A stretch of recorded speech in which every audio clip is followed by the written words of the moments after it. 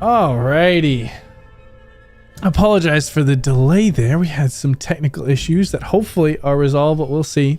But welcome back to another episode of The 12, our epic campaign of discovery and adventure across the continent of Corvair, where our story streams less and less around 6 p.m. Central the more we do this, but always here on Javelin Entertainment. And if you missed the last session, you can check it out on the channel page or by clicking on the link down in the description.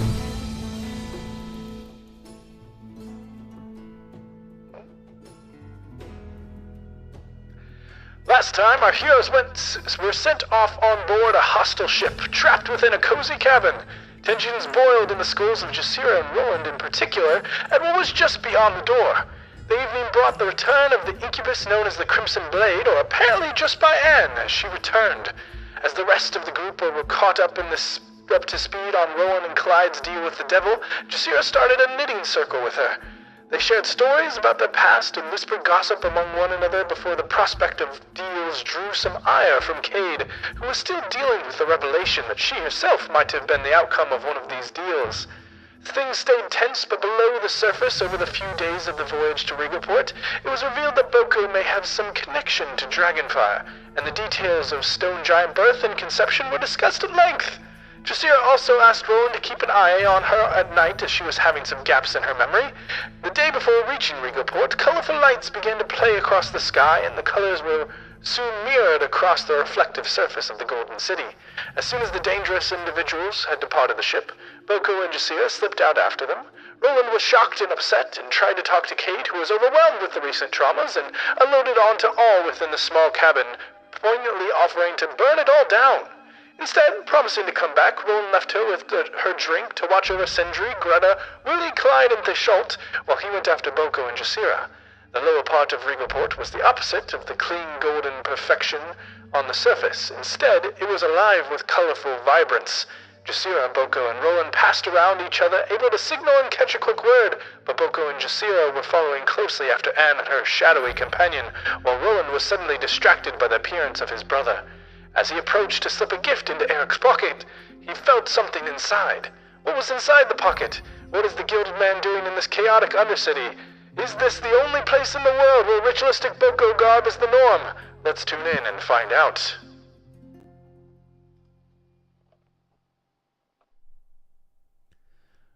Alrighty. So as you all have gone your kind of separate ways here and found yourselves in the city or the undercity of Regalport, we had Boko and Jasira who were making their way through the crowd, trying to follow after the Anne and the Gilded Man. Though, Boko, did you want to do any retcon and provide Jasira with those gauntlets that you had finished up? Yes. So this would have been part of the knitting circle, but essentially the entire time that we were knitting, Boko would be sizing you up and making sure this thing fits. But as Boko pulls it out and puts the final touches on it, he asks you to put on this this long gauntlet that goes up one arm. It essentially is what looks like a bracer that transitions into a gauntlet and a pauldron to protect the dominant side of your neck. And it is made completely out of red dragon scale, red dragon hide, and dragon claws. And you should be able to see that now in your inventory, Jasira, for what it does. Oh, I'm so excited. Oh. Let's see where it be. Fuck yes. Oh, that's so dope. Okay. And then just for some quick reminders, Jasira, you have invisibility going on, and Roland, you have Cat's Grace. Both of those are about halfway through their duration, so you still have about 30 minutes with those active. So we're about halfway through right now? Yes, that's correct. That sucks. Okay. And so Roland, as you had maneuvered through the crowd quickly, kind of trying to stealthily observe and then suddenly deciding to take action, you had spoken these words into this copper coin and kind of slipped through the crowd before sliding your hand into Eirik's pocket to deposit this coin. However, as you slid your hand in there, you felt something that was cold with metal, small and circular, but multifaceted, complex. Something unlike your brother to have on them, and it sparks a moment of curiosity as you let the coin slip from your fingers. My hand's already in the pocket. And with that sleight of hand roll, you do kind of slide the hand out and hold the object in. Before you can get a good look at it, wanting to dart back into the crowd, go ahead and roll me that stealth check at advantage. All right. Would you say that I'd have time to get off another guidance, or is that expended on the sleight of hand? So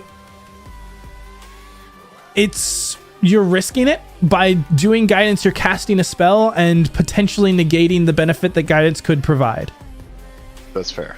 So it's up to you. If you roll low on it, it's probably going to be worse for you. If you roll high on it, it might be better.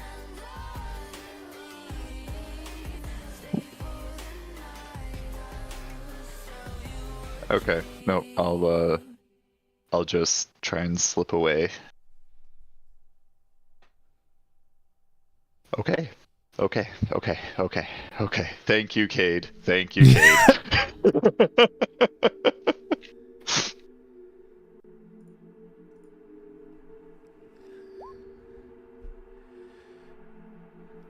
So, Roland, as you duck back into the crowd, kind of crouching low and pulling along to the side, you cut into an alley. The dark green lights kind of casting shadows that flicker and pulse with this almost arcane nature. As you find a moment to breathe at the exhilaration of what had kind of just occurred, and you look down at what you have in your hand. It's small and metallic, made of this gold or copper material that you've seen everywhere, but refined significantly.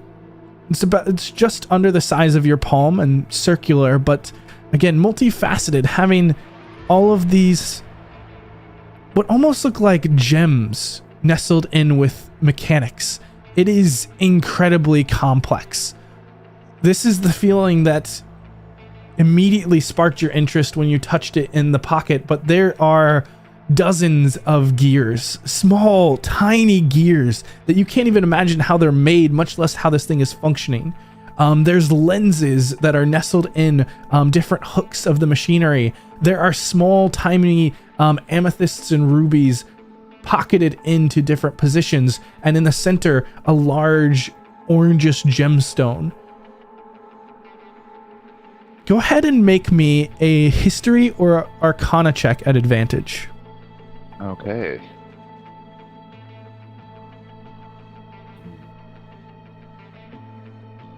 Do history.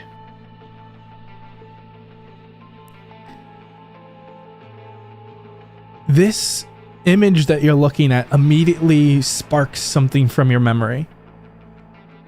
It's a long time ago through one of the books that you had read, but you remember this story about this hidden library nestled within the jungles of Green Tarn. It had sparked your fascination as a child or as a young man, and you had spent hours kind of looking across this. The library is hidden away, difficult to find even for those who know where it's at, and it also contains additional protections.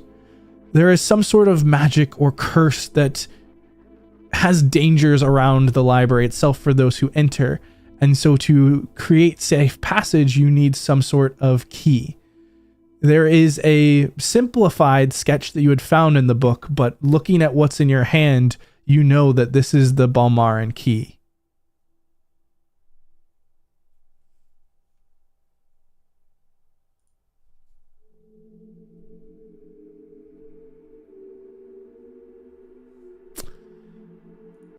You kind of process this information in this rush through your head. And there is this force that hits into the side of your shoulder as you are kind of spun around, eyes adjusting to the darkness. And that's where we'll phase over to Boko and Jasira. Boko and Jasira, you're weaving through these crowds, following after that bright red dress, passing through multiple different businesses and alleys and individuals of this vibrancy around you. It is an extravagant underworld here, and you find it shifting off to different locations and different paths.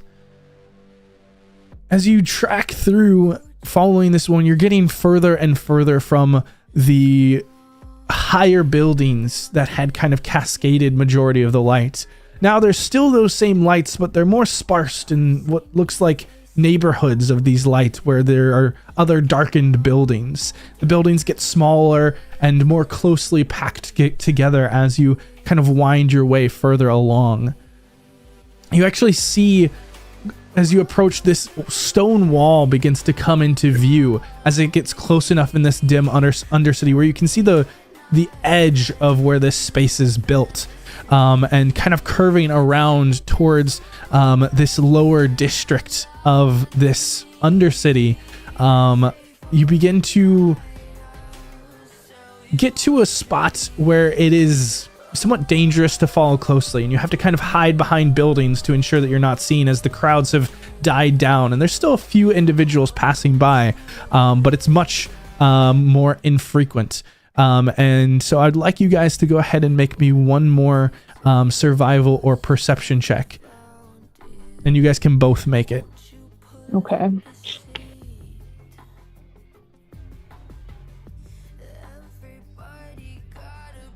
We'll do perception again.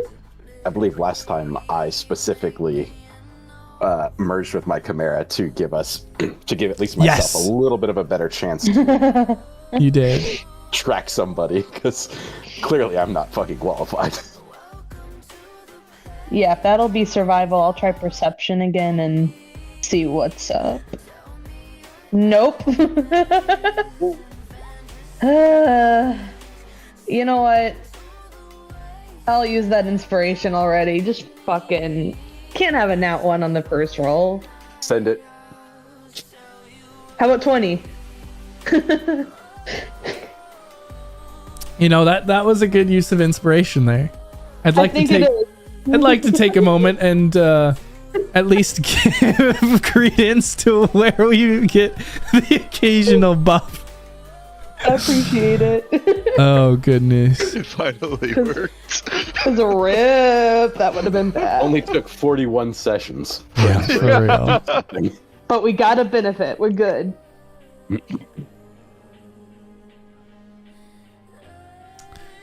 Alrighty. So Boko, as you're looking, you're seeing different cuts into the stone or the ground here that indicate the heels from Anne, and being able to track and kind of keep Jasira held back far enough, or even yourself more so, to avoid any notice. And you're able to get the general direction even though they start disappearing out of view. Jasira, on the other hand, you keep just enough of an eye on them to keep them in sight, and do see that the Gilded Man and Anne are both still traveling together, confirming that they hadn't split up within the crowd previously. And kind of making your way over towards this edge of this stone wall, you eventually come upon this place again, not within sight of these individuals, but kind of following after the path that they had carved out, and find what appears to be this kind of almost factory looking or compound that is kind of built into the stone wall here. And I'd like for both of you guys to make me a nature check here. Good thing I have Boko. That's the nicest thing anybody's ever said to me. Jasira, you're unsure what is happening here and more focused on following after, and you kind of continue up ahead. Boko, your eyes are caught by this place. It's some sort of mine, and you can actually see places where there are still high up on the wall these crystals that seem to be sticking out, and across lower on the wall there's these pock marks where they seem to have been removed. As you get closer, you see these small buildings that are built up in this area, and you start to see places where there are these large crystals that have been kind of carved away or chipped away, but many of the large ones have been left in favor of kind of easily removing the smaller ones in the proximity. You don't know. There appear to be debris. Not from what you can see currently. The buildings that are here don't appear to be the best condition and appear to be somewhat old, but they don't seem to be falling apart. There's not a whole lot of debris itself, but you do kind of notice immediately where some of the buildings are kind of built onto the side of the stone, and seem to be kind of entrances, mining entrances, that look to kind of navigate inside. And you can kind of see this is the general direction that you guys seem to be following. But you also notice other buildings off to the side that are kind of large, either warehouses or storage areas, and some smaller buildings that you don't know their function. And so the crystals themselves are being mined from the walls above us? It appears that the ones above are the ones that are still there. Everything below, like within reasonable reach, has been already mined out. And you see that all of these crystals are this greenish color. Does there appear to be any remains of like what has been mined? Any like small crystal pieces or dust on the ground that I could quickly scoop into a vial for analysis later? Give me an investigation check.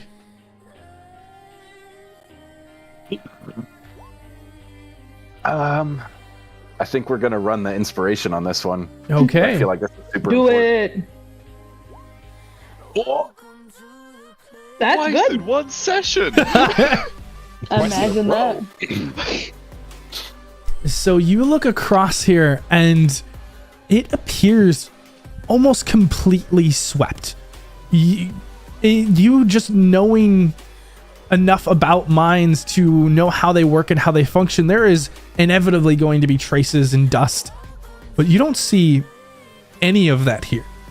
And suddenly, as you're kind of walking by, you kind of notice a small green glow underneath the kind of wooden edge of one of the buildings. It's pretty small, but you can tell that it's one of these crystals that must have gotten lodged underneath and was missed by whatever they were doing to clear this area. Really quick into the pocket, just pull out a pair of forceps right into a vial. You reach down and kind of grab onto this crystal and lift it up and put it inside. As you do so, kind of you see this shape coming around the corner, and this kind of wide smile. It's a larger individual, kind of this white, not suit, but kind of this worn, elegant clothes. And you can see he's got these gilded portions of his body where they're actually kind of built-in mechanics. One arm is kind of completely tattooed, and he's got kind of this weathered vest, and along his neck there are actually these pieces of this like gold material that you've been seeing around that are kind of almost reinforced on what would be the muscles there, and across one wrist just this large band that almost seems to be like a bracelet but is far large, and he's just this muscular individual. And he kind of comes around the corner, and you can see another man with him, much smaller in size, and he just has this wide smile. Well, what do we got here? How close is he to me? He's maybe you're kind of leaning down to pull this up and kind of looking up, and he's coming around the corner, maybe about 20-25 feet away. This is the man that we've been following? No, this is an entirely different man. But he seems at least sort of similar. He has some pieces of that metallic the man that you were following was head to toe had that. He has it only in certain locations. Boko isn't going to say anything because he's going to hope this person gets closer to him. And if he does, Boko very specifically wants to take a mental picture of the mechanics of this individual, of the welds that hold this thing together, if there are any, or solder, any of the joint points, and the actual style of architecture. Because I have a new feat that will potentially let me identify what type of craftsman made this. Okay. Or where the crafting style came from. Go ahead, and on top of that, make me an investigation check. Jasira, in the meantime, roll me a perception.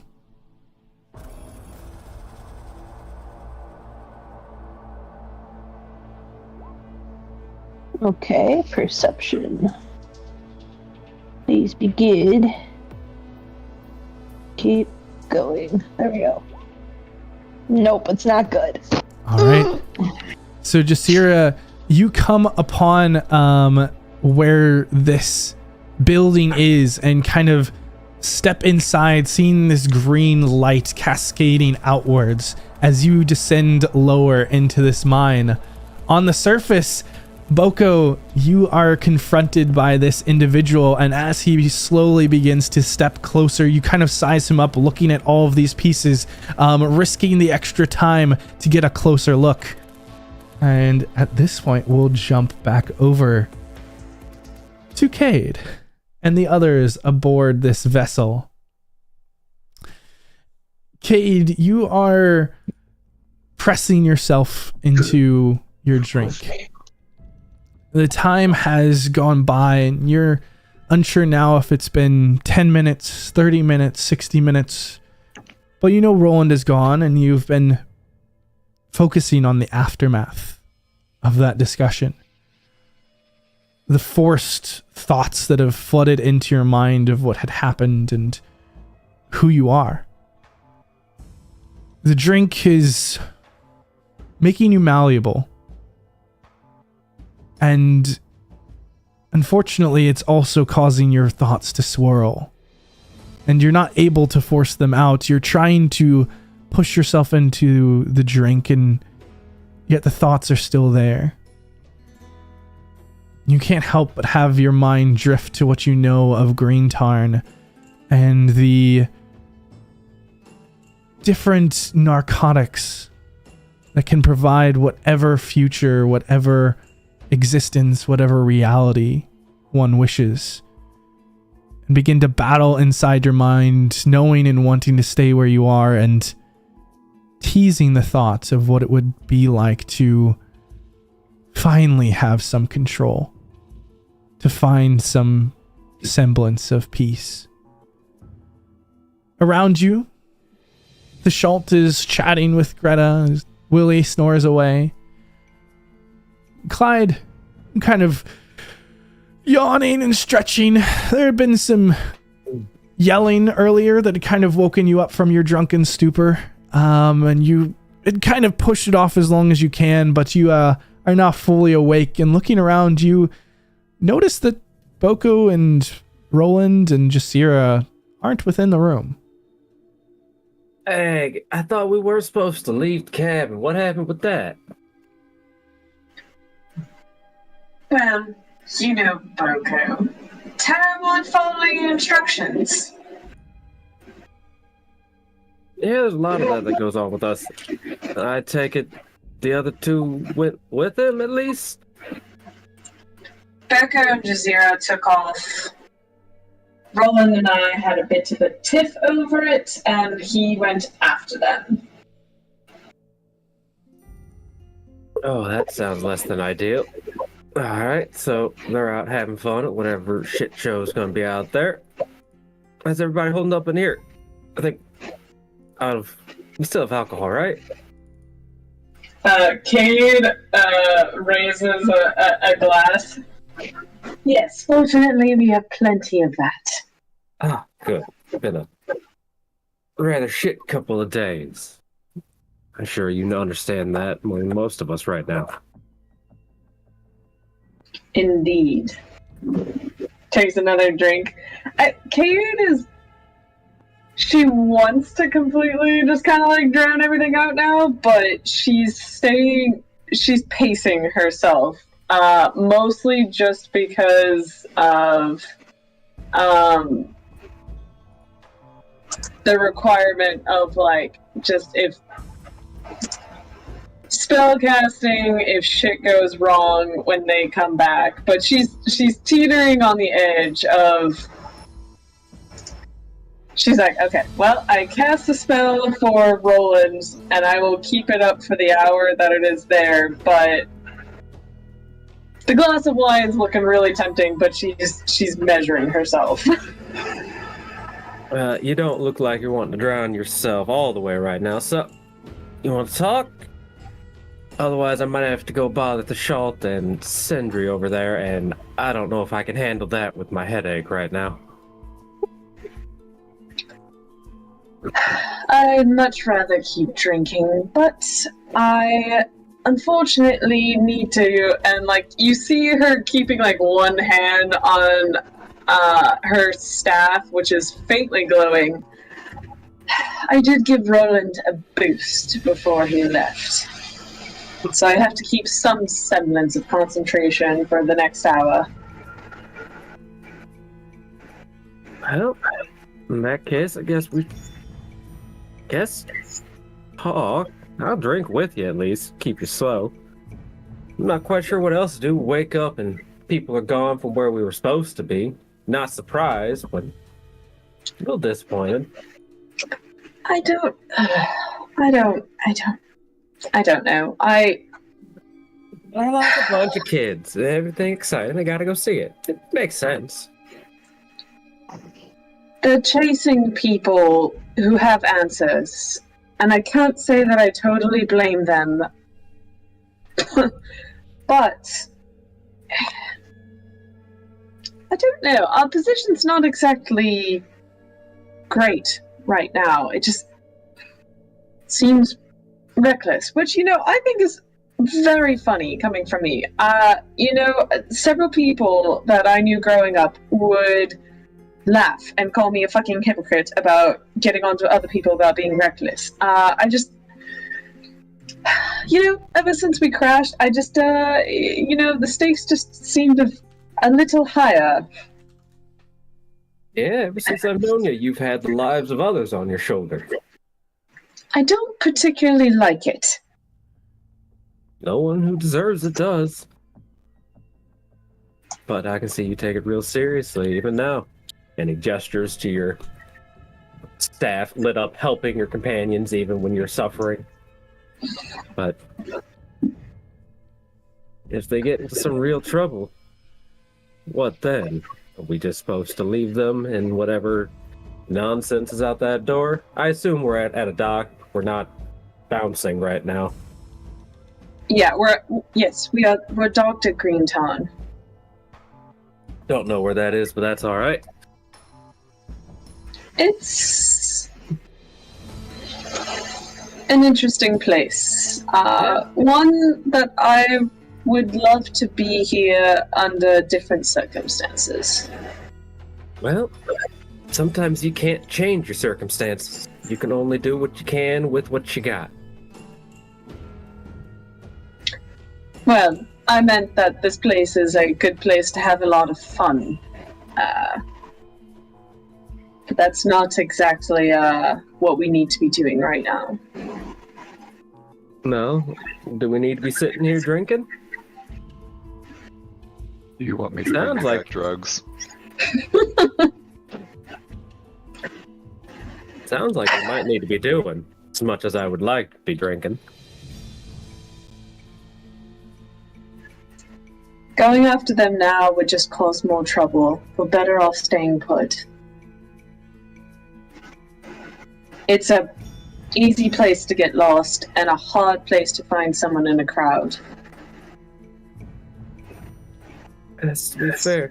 But maybe we should at least do some preparing in case something hits off. Would have liked to have gone with them. At least then we could have gotten back to each other.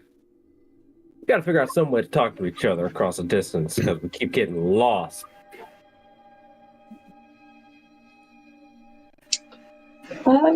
Yeah, I mean, I don't know. If we ever make it to a decent marketplace, we could always try and find some messaging stones. Yeah, but until then, we'll have how many dozen killers after us? Probably whoever, police, maybe another crazy storm or massive whale this time that'll eat us.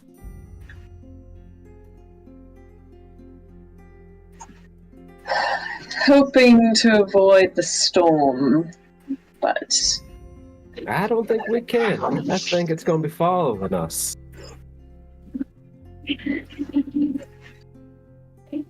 you see Cade hesitates a bit.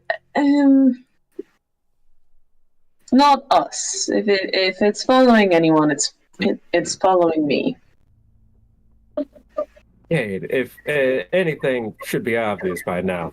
If it's following you, it's definitely following us. I was mostly asleep, but that person was here, and I'm sure Roland told you all about our deal. We've thrown ourselves in with you, Cade. As much as we can.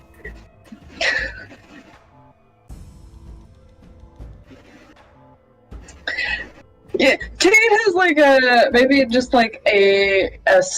twinge of guilt. It's just a flash across her face. She's recollecting a conversation she just had with Roland that you were still unconscious for.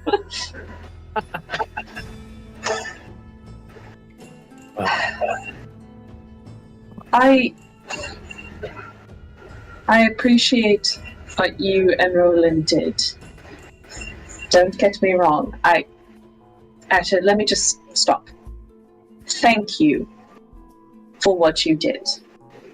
You got the captain safe. Well, as safe as you can be trapped in a city that wants your head, but you got her out of jail. Hopefully she can stay out of trouble on her own.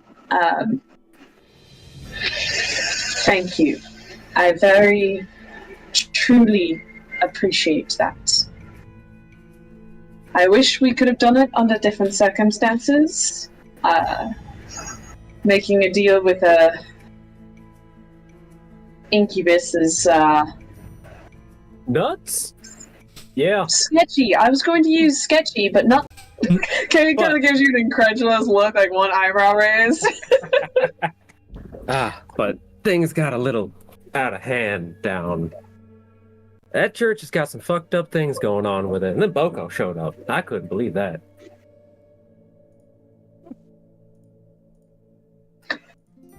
He heard there were shorts to spare.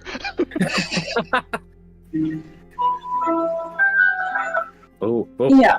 Oh no, we're all wizards now. Yes. Put that on silent. Yeah, I don't know. It just goes to show that forever how white and shiny and knight-like they're trying to be, getting rid of piracy or whatever, they're still just garbage human beings. They just want power. Yeah, that makes more or less sense with the whole building massive weapons of war. Nothing good ever really comes from it.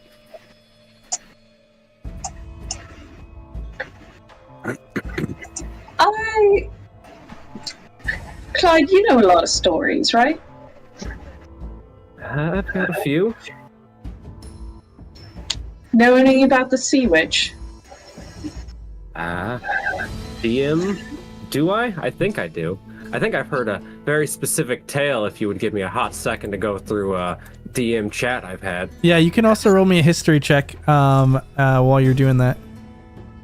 Yep. history. Click. I've just been running through my notes with Control F. Found a couple of other cool things about Green Tarn. I do send notes for reasons. Occasionally they become relevant. I read them all, and I it's wait. just whether or not you, or when you might need them. Yeah. But yeah. As she kind of mentions Sea Witch. Name. I found it. You know that Sea Witch is kind of vague, and there are lots of Sea Witches or Sea Hags or whatever you want to refer to them as, these kind of dark fae-like entities that offer some semblance of power, or can, but often at cost, or usually have some of their own agenda, and that doesn't end up working well for the protagonist of any story related to a Sea Witch. But with her inclusion of the Sea Witch, you know that she's likely talking about, or could be talking about, one that you know of, that you've heard legends about from the area. And that is the Dark Mistress. Mistress Krat. I've heard stories, none of them good. And in this area, there's one in particular that, in the darker nights, the stories come out about her. Why? Do you really want a story like that now? I want info. Well, seems like everybody's wanting it. What sort of info are you wanting in here?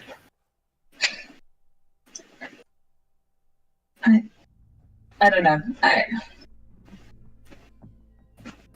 Anything more than just legends? She makes bargains. I mean, she's the bargain dealer, I suppose, around here. Any bargain with her is no bargain worth making. What Roland and I made would be simple, I think, from the stories I've heard. People smarter than me and you have tried with Mistress Krat. I don't think anyone's ever really come out on top.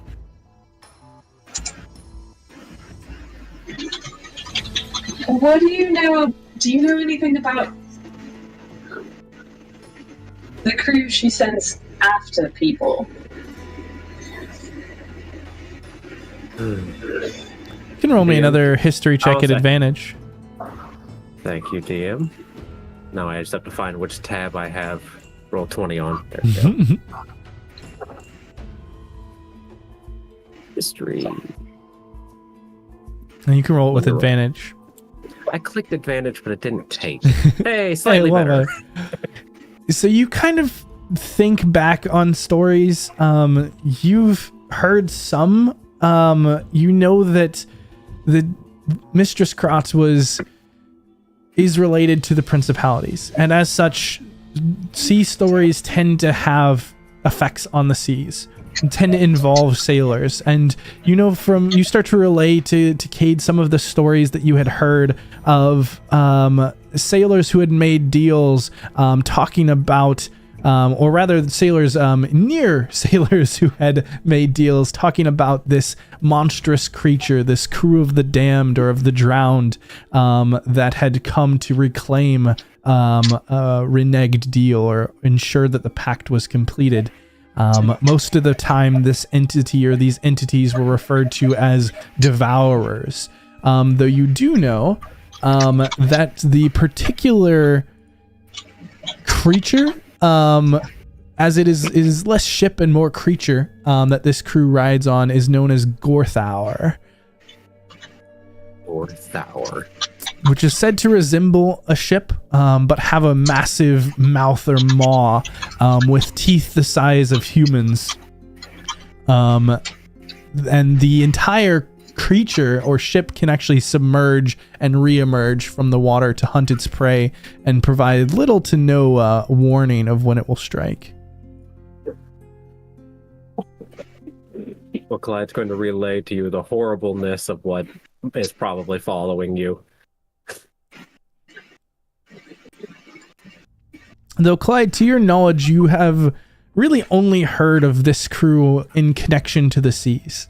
Most of the time, you sailors often will actually maroon themselves onto islands to try and stay safe, as it's rumored that their power is on the seas and the seas alone.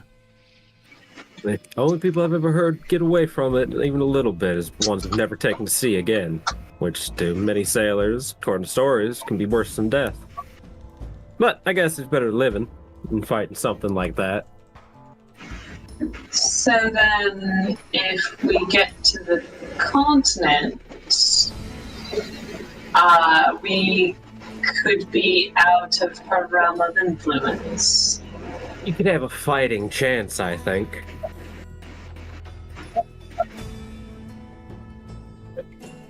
I don't think there's any chance going against that thing in the sea.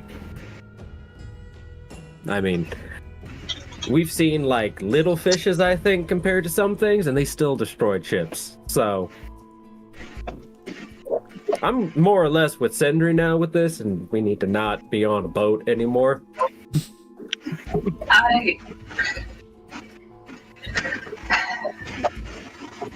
The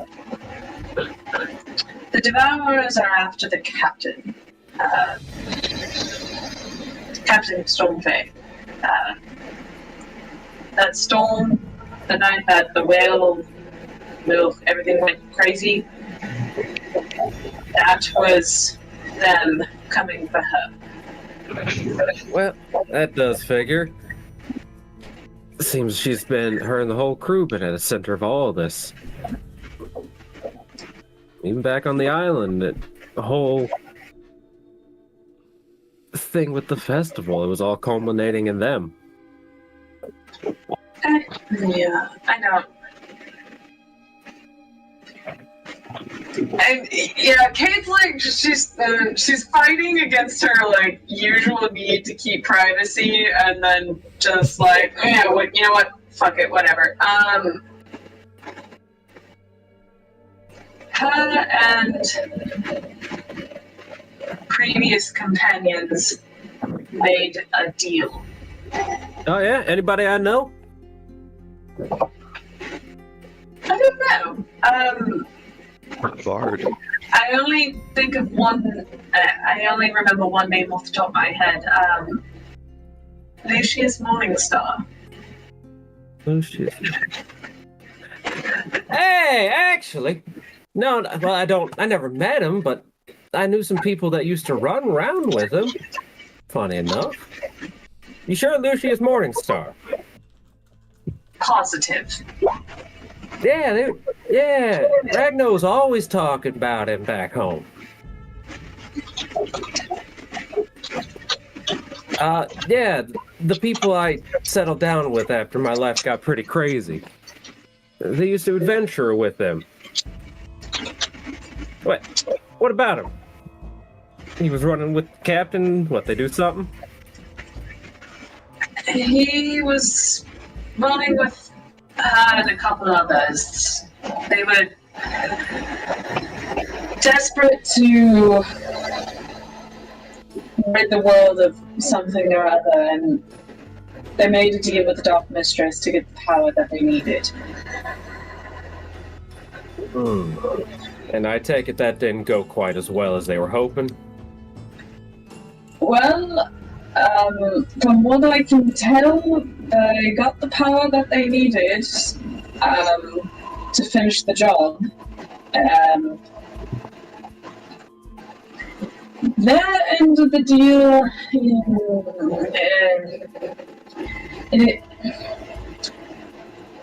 she didn't follow through. Deal she couldn't? Sorry, say that one more time. A deal she couldn't? She agreed to raise a child for 21 years and then give her to the Dark Mistress. Only she didn't give her back. Falling in love can be a terrible thing.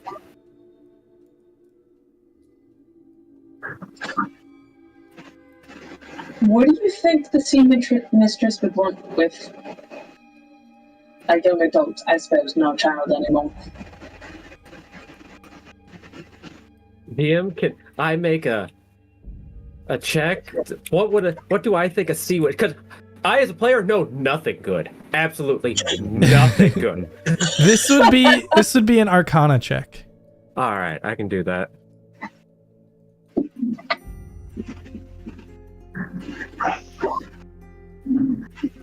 11. Nothing good. So you know some stories, not specifically about sea hags, but hags in general typically want to capture children. Not young adults. Young adults actually don't work, but children can be formed into new hags or can be consumed for power.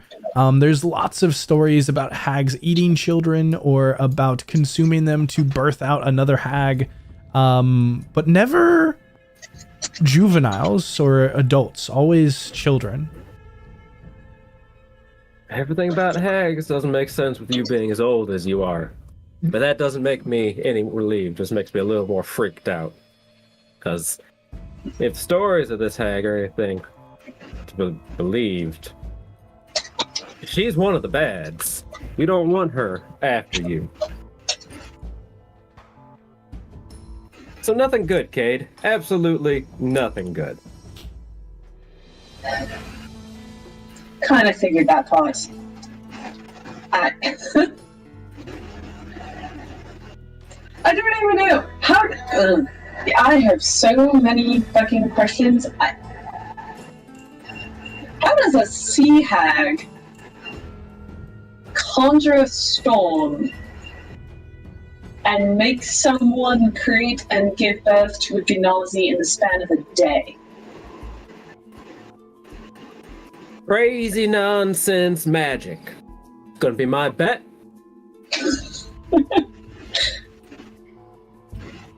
Most of the time, it's crazy nonsense magic.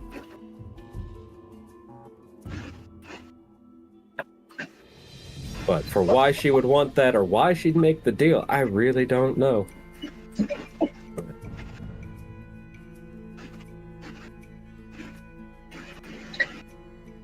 So yeah. Right. So struggling over here. Ancient, all-powerful, dark mistress created me and then wants me, and I am stuck on the ocean and frantically want to leave. The woman, you know what? I don't know. Captain. We're just going to stick with Captain for right now. Captain is stuck on land or will be hunted down by devourers, and she's stuck on the island with a bunch of people that want to murder her. Tiago, like the self-sacrificing idiot he is, saved the captain at his own expense. The only home I ever knew is destroyed. I want a drink. Yeah, and I'm sure right now it would be good. But what's it gonna accomplish? I don't know. Numbness until we get to land? Numbness sounds pretty good. It can be. Forgetting can definitely help. I'm a testament to that. Especially in the last couple days.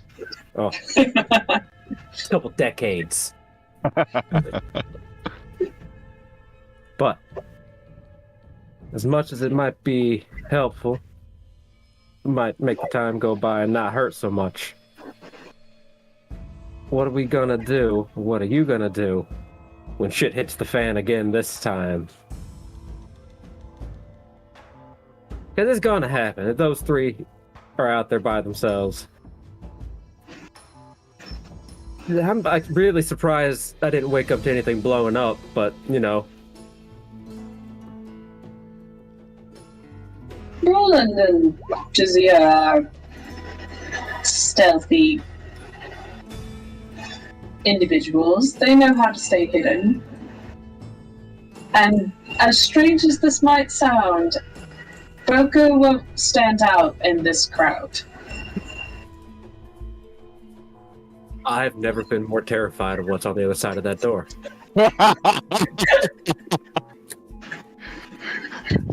An eclectic group of rebellious youth. Ugh.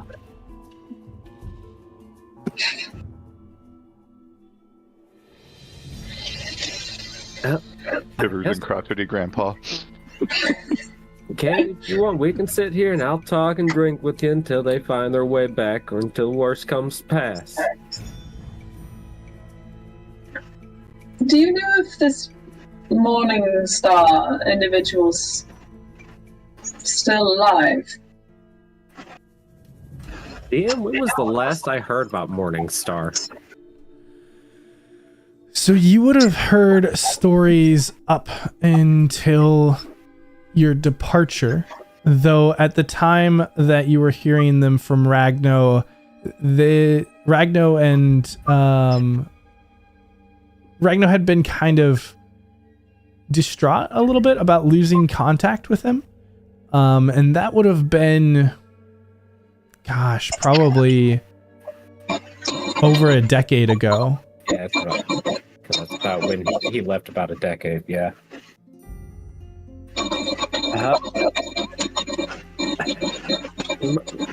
I haven't been back home and haven't really kept in touch, but 10 years ago he'd fallen off anyone's radar. Whether that's good or bad, I don't really know.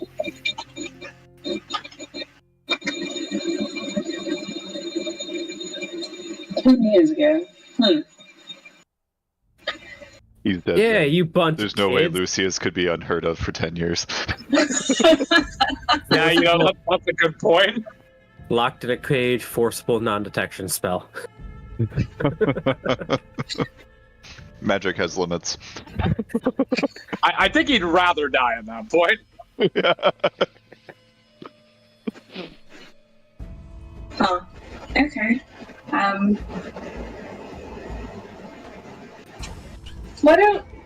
Why don't you tell me stories about your home? Something cheerful, perhaps. About my home. Well, that's a little bit hard. My home's always been where I've traveled. I left home when I was real young. For my kind, I guess. I was about twice your age when I left. But, my brother stayed in town the whole time. And Clyde will go on and he will start telling Cade about his initial travels leaving his home. But Clyde doesn't really want to talk about before he left. Mm-hmm. It just welcomes the distraction. No, Clyde will sit and talk with Cade, and he will drink to get the hangover to go away while Cade is drinking To acquire to one in the numbers. morning.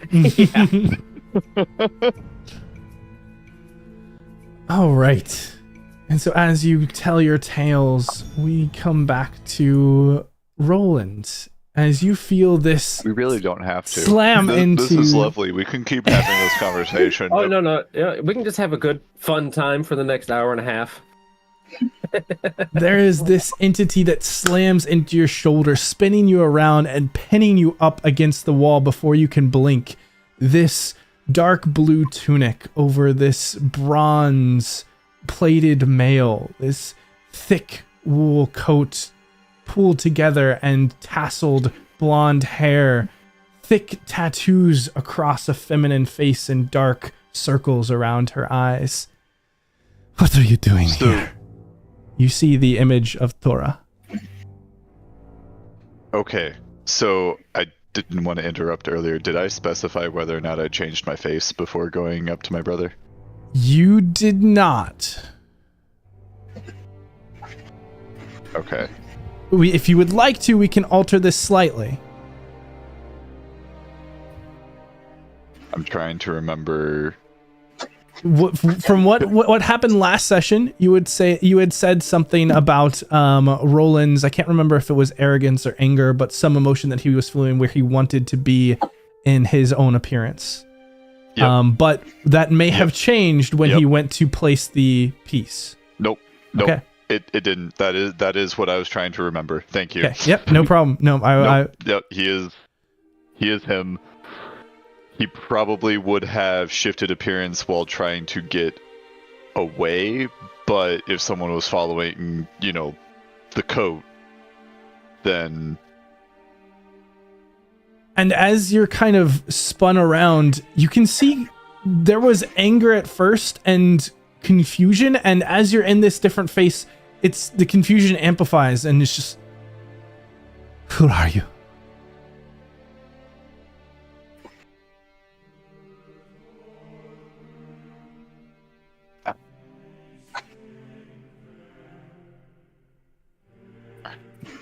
Shift it back. Hello. Skeeter. Brother, what are you doing here? I could ask the same of you. Want to slip out of the open if we want to have more conversations? She grabs you by the shoulder and just kind of pushes you further down this alley, a little farther away from the streets. I do not have much time. Talk quickly. I'm trying to get to the mainland. I'm with friends. They left the ship. I'm following them. And taking a detour, apparently. Family, I wanted to see if I could catch a word or two. You know I have the eyes of the raven. You thought you could slip by me. I've slipped by everyone else. Everyone else is not me.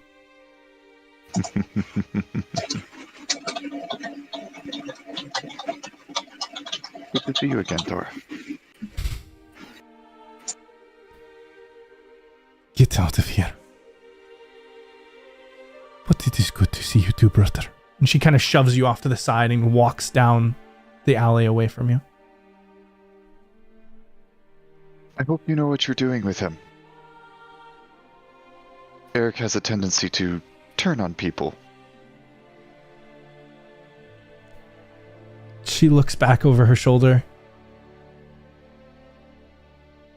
There's not much left now. It's far too weak. This is the only option of strength. My lot is cast for me, unfortunately.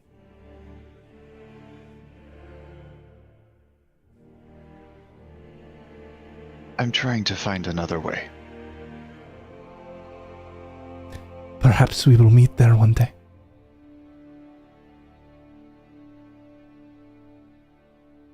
I'll find you. One of your many talents. She swallows hard and kind of pulls the hood back up over her head and makes her way out of the alley, disappearing into the crowd.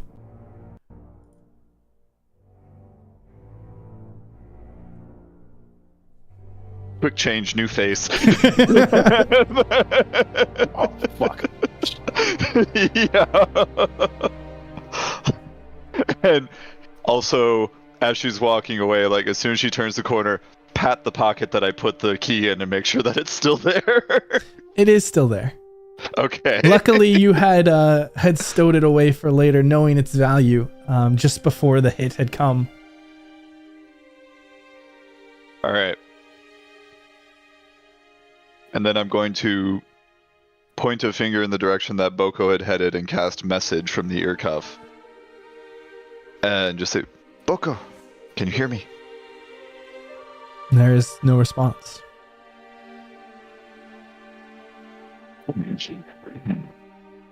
Get out, back into the crowd, see if I can track down Antlerhead.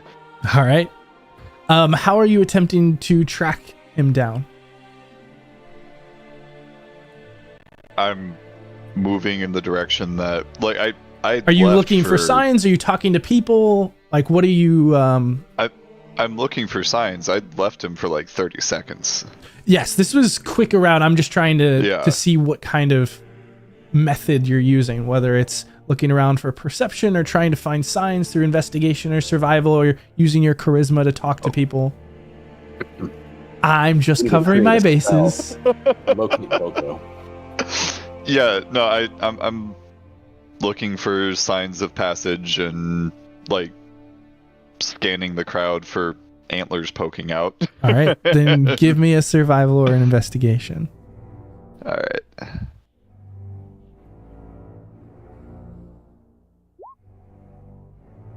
Okay. So you kind of weave through the crowd looking for any sights, kind of examining, and the general path that they're heading is away from this mass of the undercity towards a darkened area where the light is only sparse in between these dense, darkened neighborhoods. And you kind of pick up signs here and there of mainly the heels of the Crimson Blade, of the incubus that they had been following. But you also pick up signs here and there of footsteps that are approaching after them. Does she have, are her heels the Devil's Wears Prada shoe with like the three? Absolutely. Absolutely. Yes, they are quite distinct. But you actually notice the footsteps of people trailing. You can see that this is not a non-traveled area, but not a very well-traveled area. And you can tell just by looking closely that some are within the day. Some of these footprints are within the day. Some of them are weeks old or older. And as you start moving through, you actually see where this stone wall is reaching the edge, where you can kind of see whatever cave-like structure this undercity is built into, and kind of moving along the edge of where this city is towards something. In the meantime, we have Boko.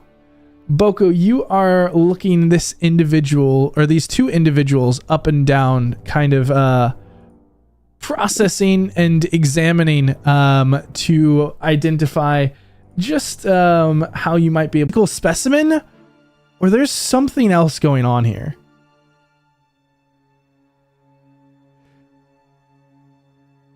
He doesn't look to have a mark, Gordo. I think that means he's on our property, and we should give him a proper cap welcome. You got a name there, kid? This dwarf kind of peeks up over your shoulder. He looks at him. He goes, my friends, they call me Boko, but I don't understand what I have done wrong. Well, we got some rules here. I'm guessing you're a newcomer. So let me take this moment to educate you. The first rule of Regal here, especially when you're down in the break, is that what you keep what you kill. And well, you seem to have some things worth keeping. This is a very interesting rule. I would prefer to keep my items, though, so you would forgive me if I fought back, yes? I suppose it's only natural.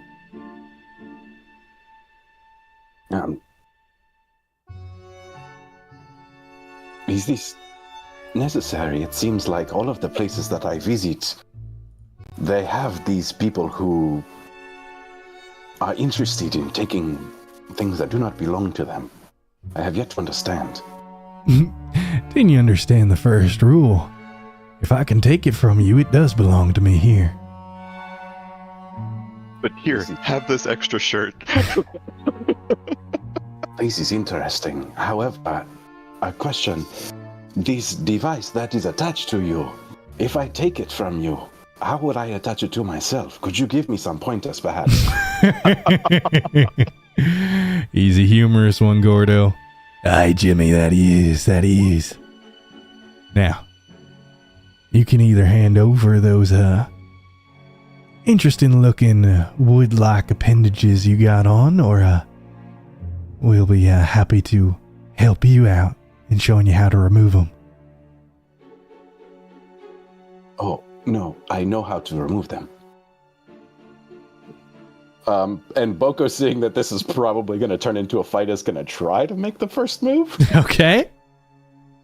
You said the one that's doing most of the talking is really big. He's huge. He's like 6'6", just bulking muscles. And just slicked back hair, kind of dirty garments, a vest. Doesn't seem to have any weapons on him. He's on magical steroids. He doesn't need them. And you said he has the gauntlet that's mainly it's like this thick. Arm. It looks like a bracelet almost, and you weren't able to see much if that was fused, but the ones in his neck definitely are. They seem to be kind of the skin is folded over them. Are they metal? Are They like do, pipes? yeah. It's like they're not pipes; they're almost like pistons. Perfect. I cast heat metal. Oh my god, no! Go ahead and roll me an initiative check. You can just roll me a dexterity check if you want. Here, since we don't have a token out. That's messed up. Oh no! I'm actually waiting for him to provide me input on how I would mount these things to myself after I take them. Oh my god. Okay, let's see. We are...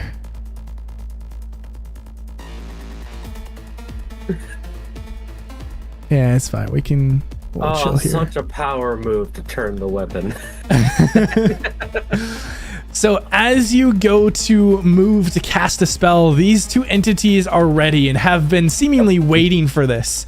And immediately, this man just reels back and slams towards you with a fist. And what's your AC right now? I don't have my shield on, so it's 15.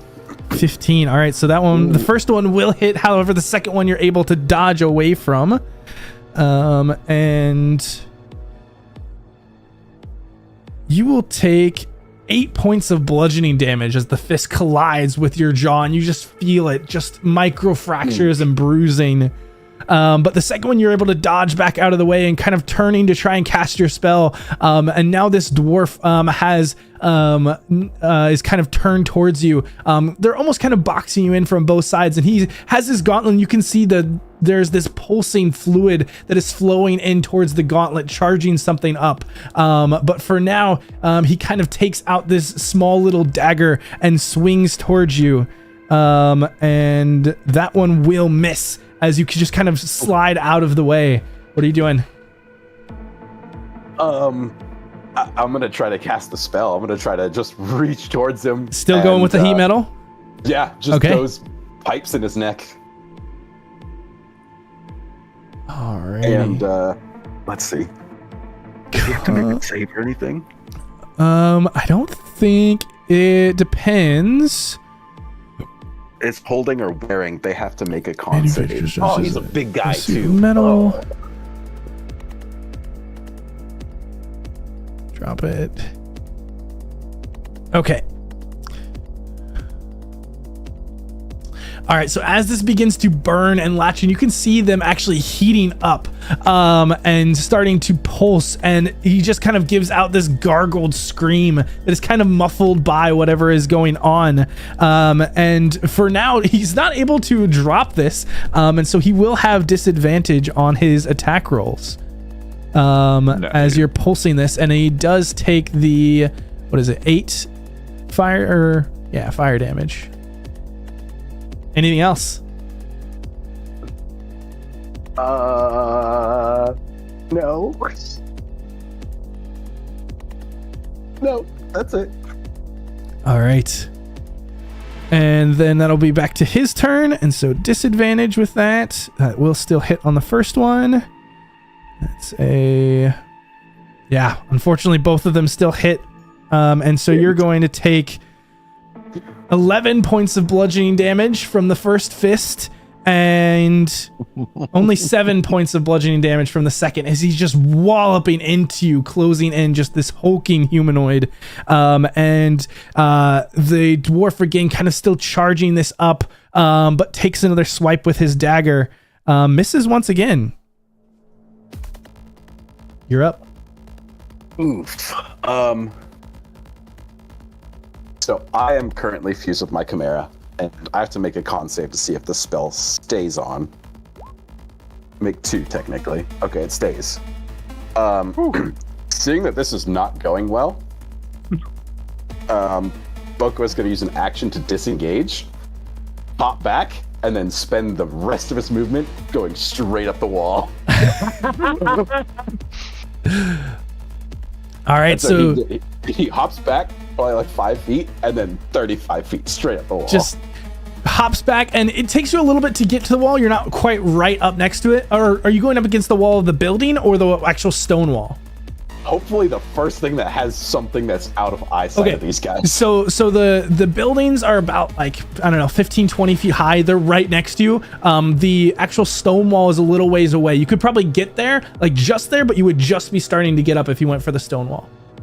Let's go for the buildings first then. So yeah, just kind of jumping out of their range as they try to swing towards you. And you go up onto the buildings, and you get about up onto like the corner, almost towards the roof, with your movement. I have a feeling that guy's going to shoot something at me. He's going to Theschault me. And that was the action, and your movement. And then do you have a bonus action, or is that it for you? Ooh, I think that's going to be it. You can trigger your heat metal with a bonus action. Yeah. Fuck him up. Oh yeah, I didn't know how to use the bonus action. Why is getting shot called the Theschault now? Did I miss something? Well, I'm confused because that implies that it's gonna hit Jasira. Hey, no. Can you Sindri could still be around there somewhere. And get blasted. Can you roll me that heat metal damage again? Yes, let's go. Is there a repeat button, or do I have to click it again? Let's just click it again. Ooh, nice. That burns. Yeah. There Those is are some another. crazy pistons. He kind of drops down to one knee as he's kind of coughing and holding a hand up there and then pulling them away at the heat. And he will. Let's roll. Able to still stay for most of the time.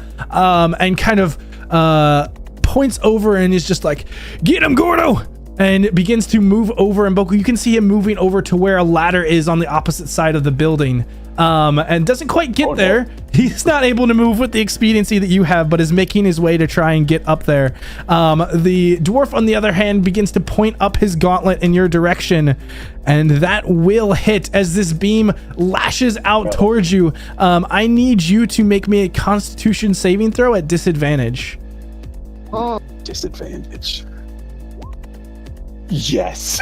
That's all right. pretty good. You Holy feel shit. your prosthetics shut down. Your arm and your leg just go inert on you. You have to fight everything against yourself to keep from the rest of your body seizing up in paralysis. And you are barely able to hold on where you are, but it is your turn.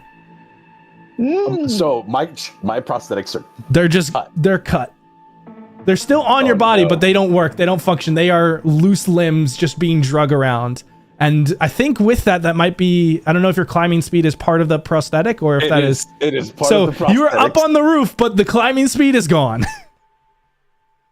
Well, on the roof. Fortunately, anti-climbing doesn't require a speed. This is true. So Boko's gonna one arm, one leg, just army crawl himself to the other side of the building on the edge.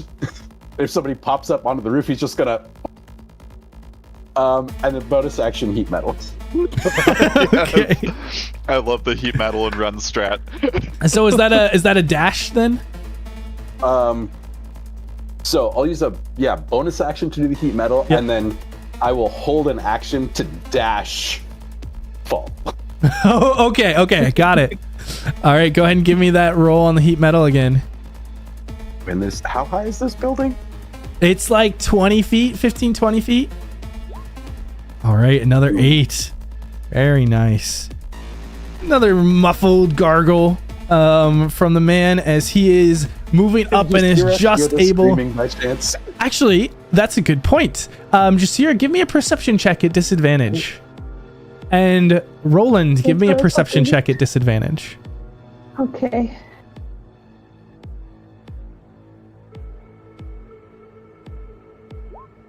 Ooh, that's pretty good. Ooh, Okay. that's really bad. It's okay. So, Jasira, as you have made your way to this, what looks like an entryway to this mine, there we go. You see these green crystals kind of broken up in this entryway, this half cavern, half building, and there are these tunnels that have kind of been dug through. Many of the larger crystals are still there, kind of chipped away, but you can see that this area has been kind of excavated, and the buildings are kind of old and starting to fall down at this point, but you can see kind of the remnants of whatever operation was here. You kind of look around and see one of these tunnels and see this kind of pulsing light coming through it. Taking a few steps forward, you look down. Go ahead and make me another perception check. This would have been before the one that you just rolled. Okay. Solidly regular.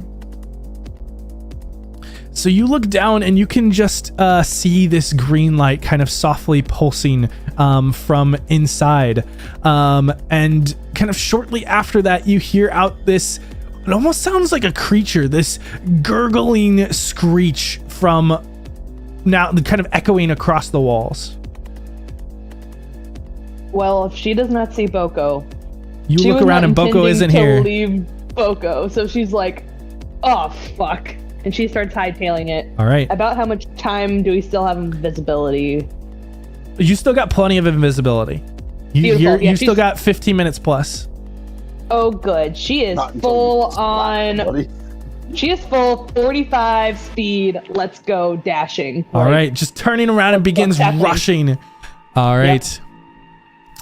And then we'll get to the man's turn. Boko, you can see as he finishes climbing up the ladder and begins kind of moving across towards you, as he's just rushing across, rambling across the roof. What are you doing? Zoop. As you just drop off the edge of the roof, and you can hear just kind of another scream of anger, and you're gonna take 3 points of bludgeoning damage. I need a con save, but the man is still up on the roof. No. As heat metal comes away, and you can see the dwarf now rounding the building and getting within sight of you as you're down on the ground trying to move. Go ahead and roll me another Constitution save at disadvantage. Is this because I'm part construct or something? All right.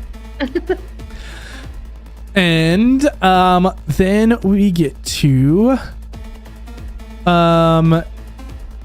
Boko, it's your turn. Roland, roll me another perception check. Alrighty.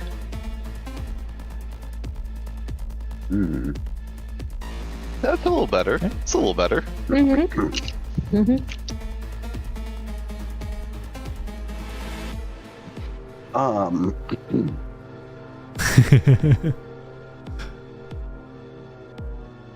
I'm gonna hold an action until somebody gets within a few feet of me, Okay. and I'm gonna try for a lunge to grab onto him with the good hand. I'm holding an inflict wounds at second level, and we're just hoping that this can go off. Preferably on the big dude, but whoever comes in range. All right, sounds good. And then with that, at the top of the round, Jasira, roll me a d4. And Roland, you start to hear sounds of some commotion and see the lights of something further on. Go ahead and roll me a d8. Alright. All right, Jasira, with that, go ahead and roll me a dexterity check to get into initiative. These Roland! Go ahead and roll me a dexterity check to get into initiative. Guys!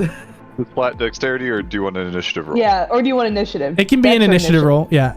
Okay. It's Sure. It's the same thing. Yeah, I thought it was the same I thing, guess. but Yep, sometimes it is it's the same not thing. Never mind. technically. I just didn't think anybody Well, I had guess any there is modifiers. No roll tractor. So that's Yeah, Yeah. it must be good to have a good initiative. Yeah, I'll add this That in works. while we're talking, I guess. Gosh, I don't even know what all the symbols are anymore. Okay. So with that, ooh, some nice initiatives. Okay. So the big guy on the roof kind of gives a jump. And Roland, you can actually see this above the roofs of this. There's a man that jumps visibly, and kind of lands down on the ground, next to you, Boko, and you can release your inflict wounds if you would like. All right, let's Inflict them. As you just reach up and release this just rush of necrotic energy, you can see the blackening and the muscles start to distort and almost kind of like fracture, and shatter in certain spots where the flesh is kind of melting underneath, and the man just kind of recoils back, and is unable to land his blow. As a bonus action, and get around the corner and get set up to take a shot. All right, go and give me that stealth check. At advantage, because I still have that running.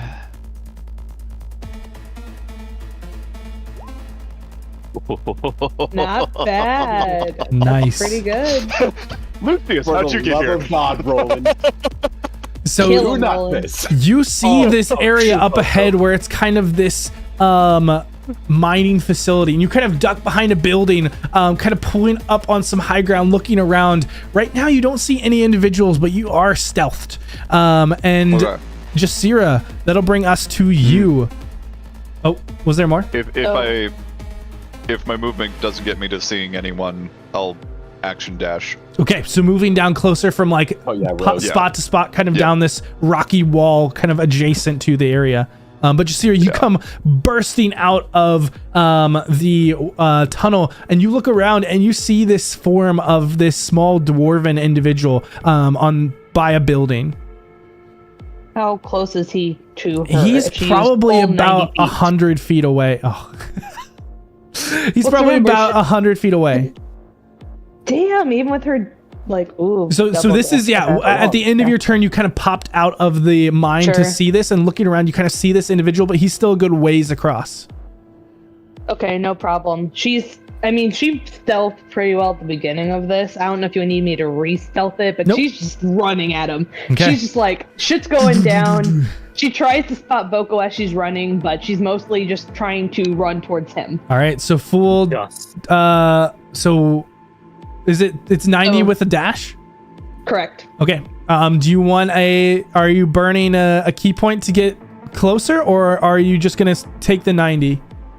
She's just going to take the 90 so she can have the full breadth of movement. Yeah, so action, you are all just that good stuff bearing next in turn. on him behind. And you can see as Yep. you're kind of bearing in on him, he does kind of step around the corner. And let's That's see. okay. Yeah, as she's running, she does try to spot if she can find Boko in this general area. She would think something's not right. Yeah, go ahead and give me a perception check here. Quick question for bookkeeping. Or actually, Did we take any damage, or did we get a long rest right before this? Because my health points were reduced. Son I of a don't know if that was bitch. before you something had or not. multiple long rests before getting to Green Tarn. You haven't had a long rest since getting here. Okay. So I would imagine that your reductions are gone, because I don't think you guys have gotten into a fight or anything before now. So I started at 33 hit points in this encounter. My maximum is 47. So I don't know if I took anything in between there, because it might matter here in a second. You shouldn't have. No, you should be back at 47. Yeah. It might matter here.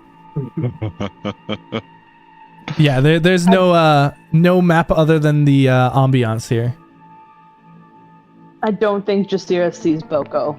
She just sees the dwarf, so she's well, going to the dwarf. Yeah, right now you just have visual on the dwarf, and as he steps around, he is going to try and make an attack on Boko with the dagger, which does hit. Where I am prone. Yep. Oh. Oh, trust me, I know.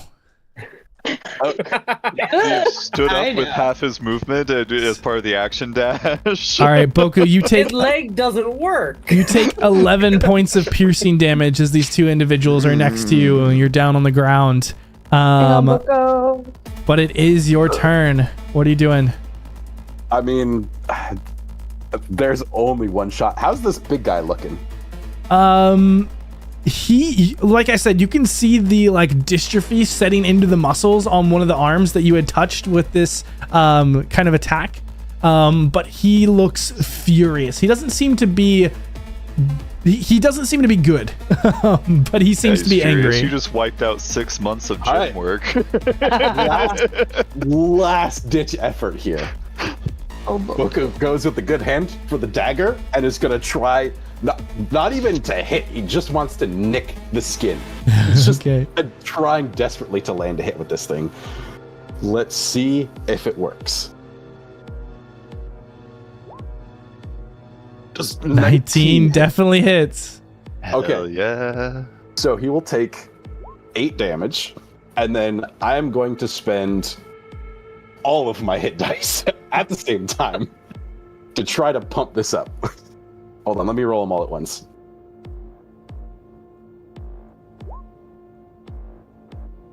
Oh! So he'll take 13 extra damage. Okay. That's beautiful. As you just carve in, just nicking with your arm as you are down towards the ground, you do kind of fuse out this dark purple magic again that wraps up his legs, and his legs aren't they're muscular, but they're not overly so, and you just hear this cry out, and he just kind of looks around. Oh, fuck this, let's get out of here, and kind of turns and begins moving away from you, and you have an attack of opportunity if you would like. Get him. Can I try to pin his foot to the ground? You can certainly try.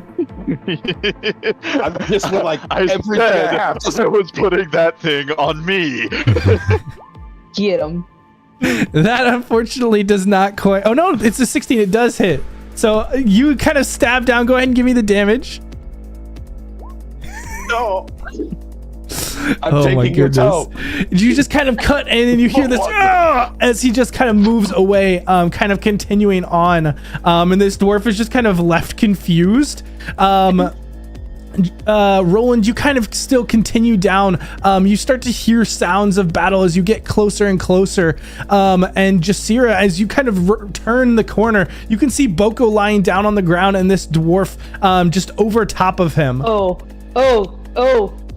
Can I go? My turn? Yeah. Okay. I'm finally level 5. I'm actually level 6. We're gonna stunning strike. Oh. Give me that attack roll. And now I just realized why Austin has taken so long to give us these early level ups. He was enjoying a campaign without stunning strike in it. Oh my god. Okay, so yeah, I have to hit him first before I can do that. So let's hit him. That'll hit. Nice. Okay, so stunning strike I think is just I think it was just a con save. I do not remember where does it fall under? I don't remember. Yeah, it's a con save. You still roll damage though. Yeah, I'm trying to figure out which tab it was under. Bam, found it. Let me know your DC, but I don't think it matters for the first one as he's gonna succeed. It just says a con saving throw or be stunned. So how do I do my DC Should be again? 8 plus your wisdom plus your proficiency. Okay, 8, 13. Yeah. So the first one he succeeds. Would you like to make another attack? Oh hell yeah, we'll do flurry of blows. I don't care. Okay. So that's 1 key point for the first one. Go ahead and roll your second attack first with extra attack, which will definitely hit. Go and roll damage. Fortunately, he does succeed again. So 11. Okay. And then go again. Okay, so that's 2 key points, and then this one is not 15. Still hits. So. Oh really? Yeah. Let's go again. All right, 3. Okay, another 9. Oh, actually. Okay, so he's just whack as you just start beating him. He's like, what the? And the last one just hits him right as he kind of turns around, hits him right upside the jaw as you start to see the eyes spiral. And don't worry, she's spiraling. She's like, get off of him. Boko looks at Jasira, who just came out of nowhere, and he goes, "You went that way. Do not let him escape." Boko, it is your turn. What are you doing? Yeah, he just points in the direction. Okay, just points that the man weakly. went. Roland. Oh, sorry. Was there more? I'm gonna cast Longstrider on Jasira. Okay. As this recently invisible assassin has just popped out of nowhere and just laid the hurt down on this dwarf, and now gets Longstrider, increasing your her speed. in the direction of the man who beat the shit out of me, and go, that one hurt me. Okay. Hold on, really Roland. quick. So what's my key count, real quick? So that you was spent Flurry of blows. three key. You didn't Yeah. do Flurry of Blows. Did you Okay. want to do Flurry of Blows for another attack? Oh no, because I get 3. You get No, 3. I'm good. Okay. We're good. We good. We'll use the 3. That's good. Okay. All right. So That's at this one point, Roland, you have come down the hill, and you see Jasira standing next to this dwarf and Boko down on the ground, looking incredibly beat up, And pointing at someone running away. pointing into the distance. You don't see what he's pointing at. He actually appears to be pointing towards the rock wall itself.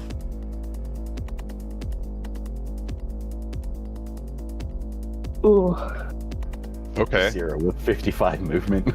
No big deal. No big deal. Then I'm going to try and get an angle around at where Boko's pointing with Okay. my rifle out. As you kind of curve around the hill, you can see that there is another of these small buildings kind of built into the rock structure. Okay.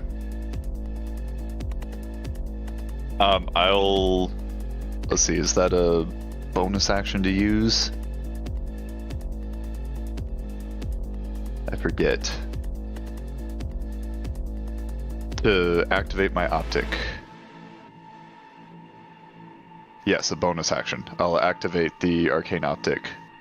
Since I don't directly see anyone, so I want to be able to turn on my infrared sight. Okay. And that operates like detect thoughts, is that correct? Yes, out to a range of 90 feet for 1 90 minute. feet. This building would be just on the edge of 90 feet, but let me check. And I'll move forward as well to... Save on my turn, do I? Yes, you would. Another Constitution save at disadvantage.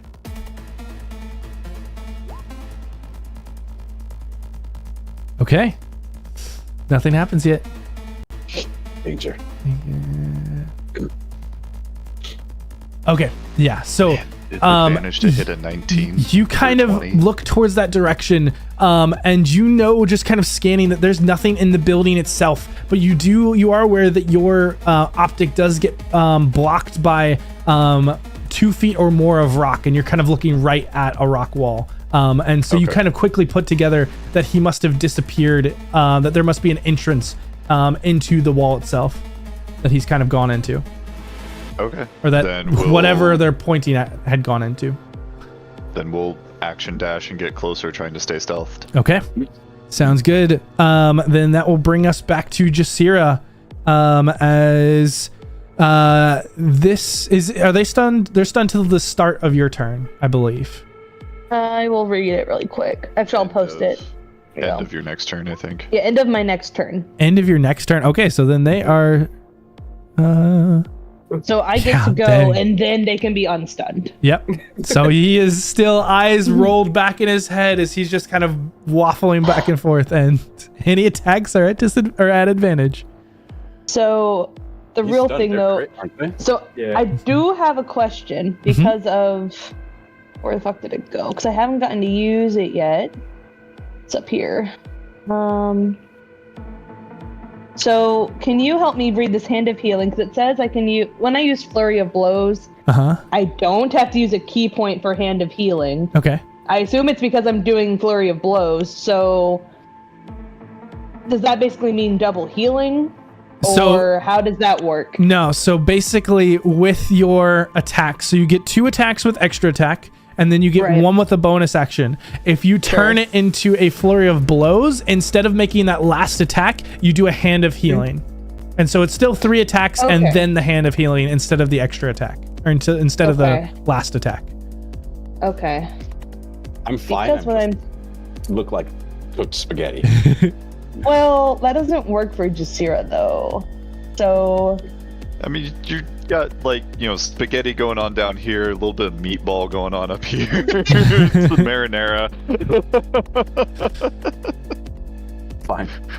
yeah, I Okay, think. you gotta remember your arm doesn't work.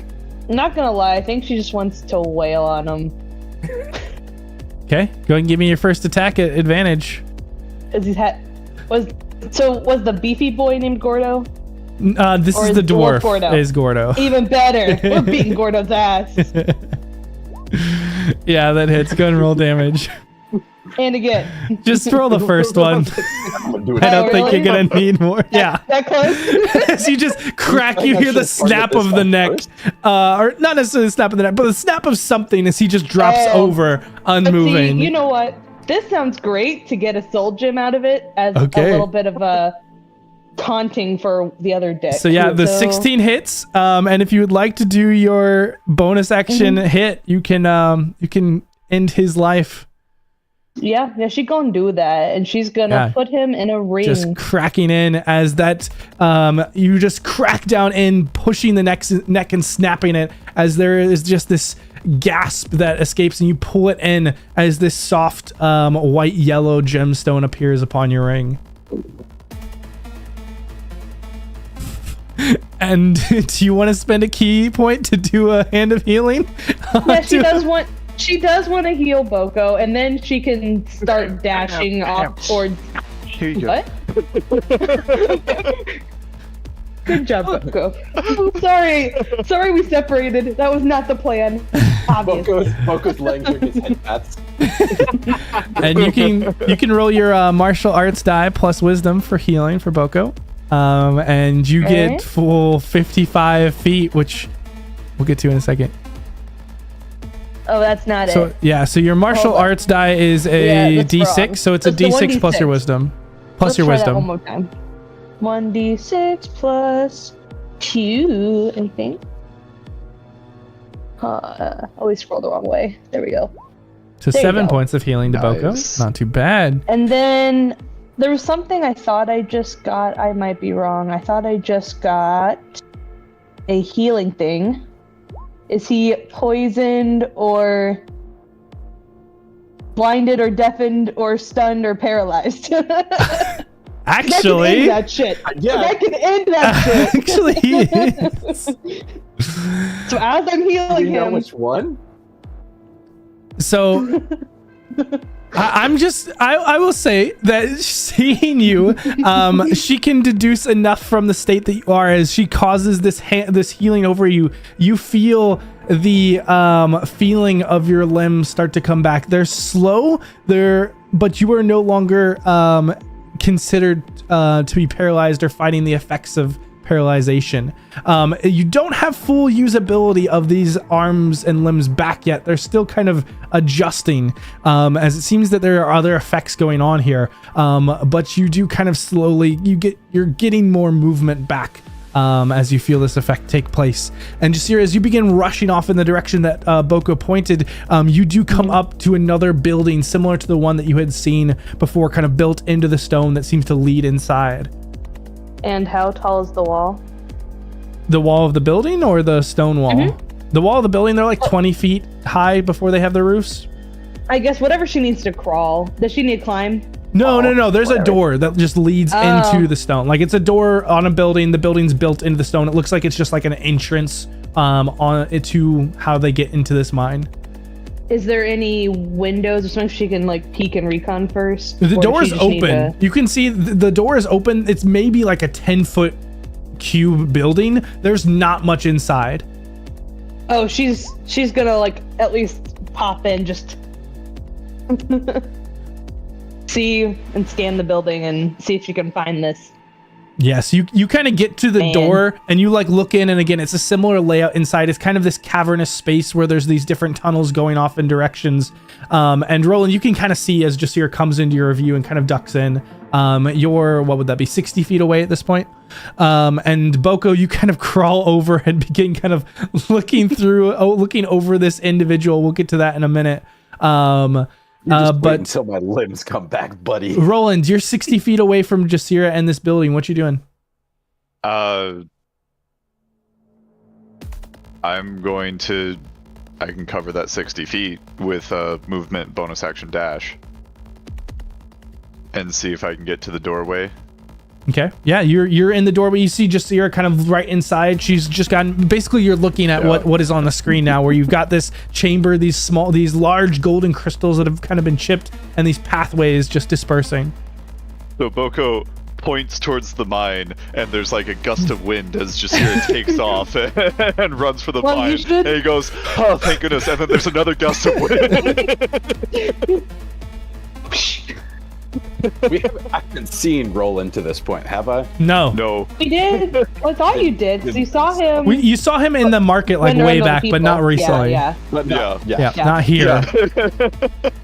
So yeah, I'll get up to the door and see what I can see inside with the scope from in the doorway, and just kind of like post it up outside of it, looking in.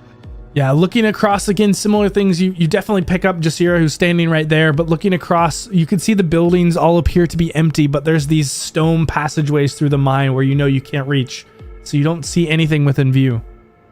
Okay.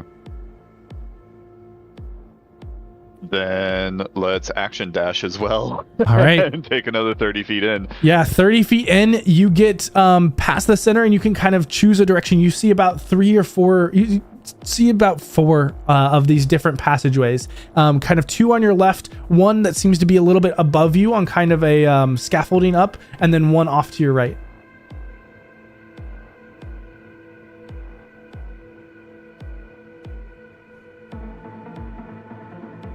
Okay. I mean, that's the end of my turn. Okay. Damn, this guy's fucking fast. So he did have a good bit of a head start on you two. You guys are fast, but are trying to close up the distance here. Because again, with the movement that you have, you can essentially, you're like in the middle and can decide if you want to go towards one of these. You've got like 15 feet if you wanted to make a decision. But otherwise, you're kind of here. Indication like it's a dirt floor. They're fresh tracks from someone at a dead sprint hauling ass, drops of blood going down one of the hallways. Yeah, I did cut his toe off. Yeah, do I hear this little screamy bitch somewhere? The screamy bitch? Roland, what's your passive investigation? He had metal. Passive investigation would be 19. 19. Okay, yeah, so you definitely see not only a blood trail, but kind of disturbances in the dust that is headed off towards the kind of rightmost path on the left side that is kind of shifted down, and so you kind of head that way and kind of get to the surface of it, or to the edge of it. And Jasira obviously saw me go through the door. I'm hoping that the 30 stealth holds for when I find the guy, but basically just like up to that passageway, and I'll just hold up a hand and point down that way, basically saying he's down this one. And I will say we'll get to that in a second. Jasira, so after Roland kind of rushes in and kind of points towards the direction that it seems this individual has gone, it is your turn.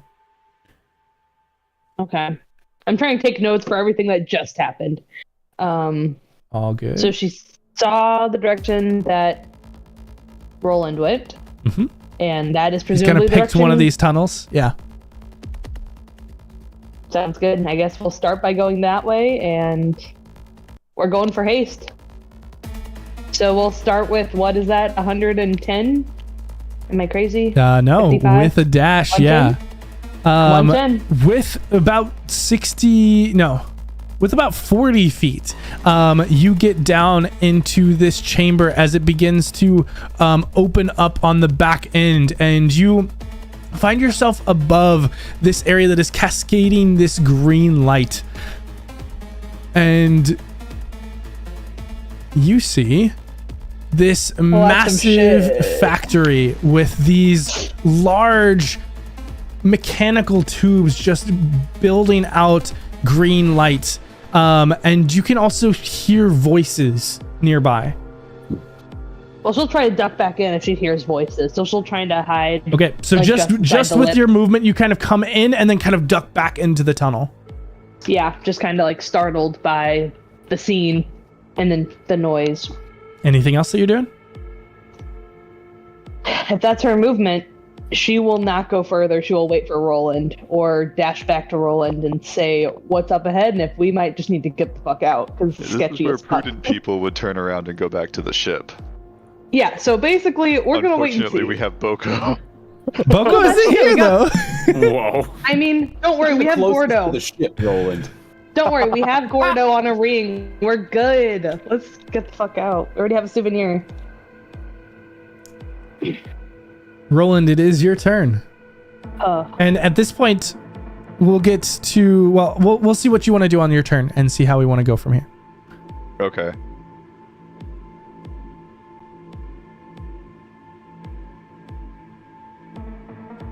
Boko had made it very clear that, well, I guess I don't know this unless Jasira said it. Right now, you've only That you gotten didn't the want the quick guy description. escaping. Yeah, right now you've only gotten the quick Yeah. description on what's below and the pointing of Boko. Yeah.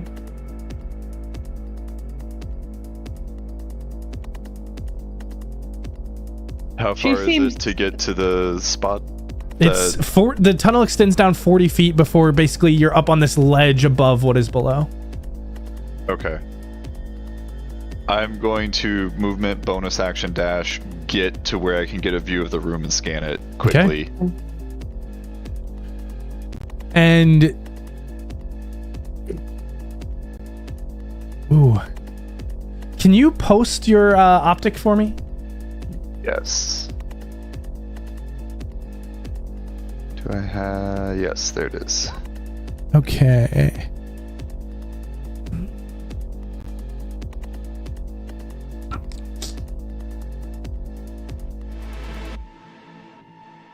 Okay, so you kind of pick up on these voices at the distance as well, and scanning across with your lens, you kind of focus on where the voices are at first, and you can see kind of passing by. It's dimly lit in here, but with the optic, you can see passing by different individuals quickly by this doorway. And unfortunately, there's this thick stone and metal that is blocking more detail, but you can see where they are. They're maybe 20, 30 feet down this ramp where there is this building or this structure kind of built into the wall here.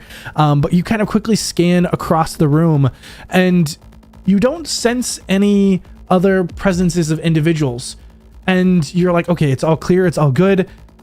But then you kind of stop and think to yourself and you go back for this moment.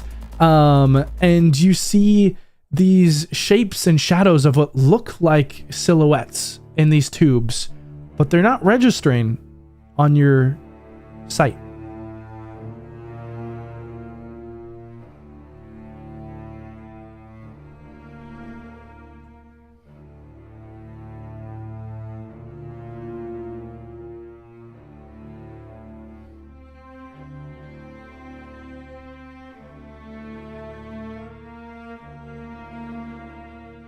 Well, that's fucked up.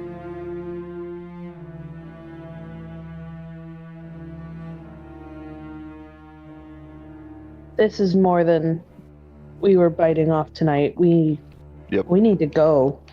Yep. Yeah, let's get Boko back. We probably still have some time before Anne gets there.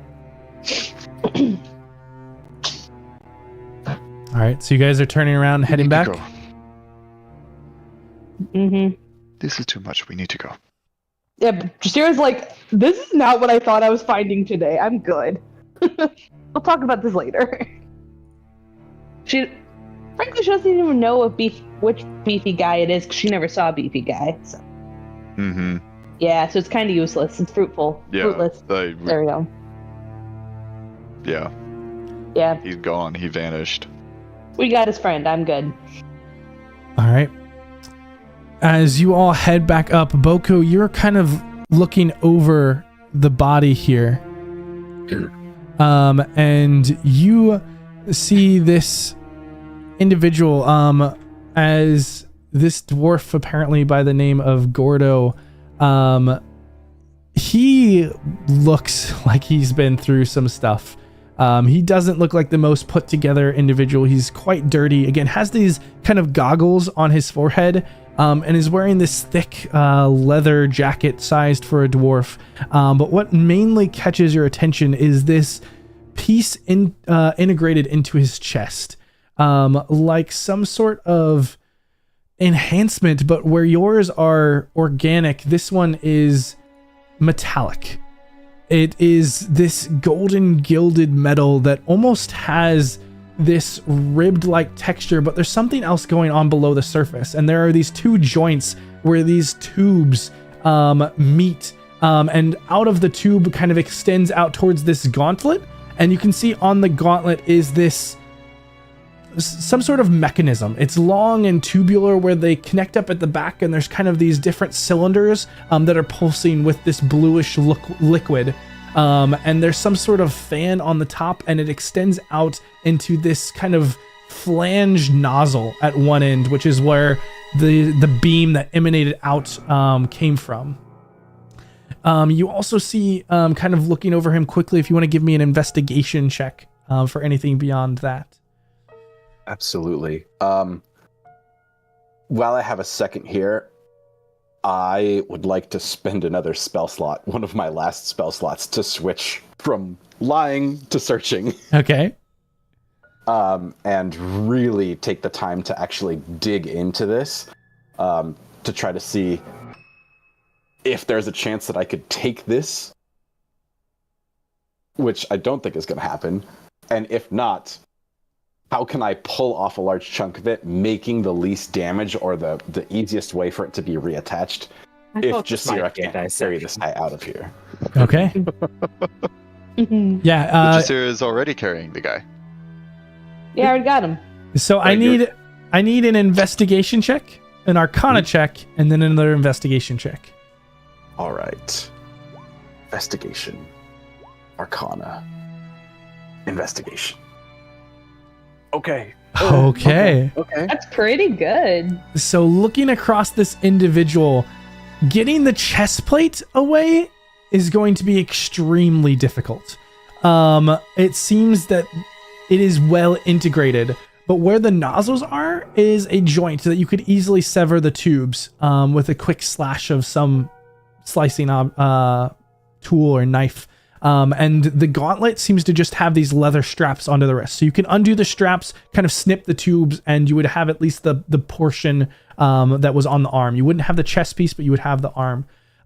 Looking at this material, you are kind of amazed. This is some sort of artifice, but is so odd and so strange that you're going to need some time to understand how it works. But you know that what it did to you is it was able to shut down the mechanical portions of your body. And it actually had some effect on the rest of your body in what was nearly paralysis.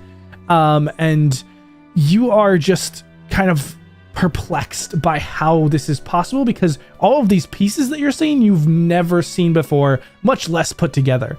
And you quickly kind of rifle through this individual. You can see he's got some basic armor on, and you see the dagger. It seems to be a regular dagger, kind of a crude make, lying next to him. In his pockets, what you don't see is any gold or silver or copper pieces. He does have a few kind of simple belongings, kind of a small silver locket, and has this pouch of these 5 kind of small crystals, maybe about an inch in length, but they are this kind of teal blue, very different than the greenish crystals that are around this mine, but the same color that had been pulsing through the weapon.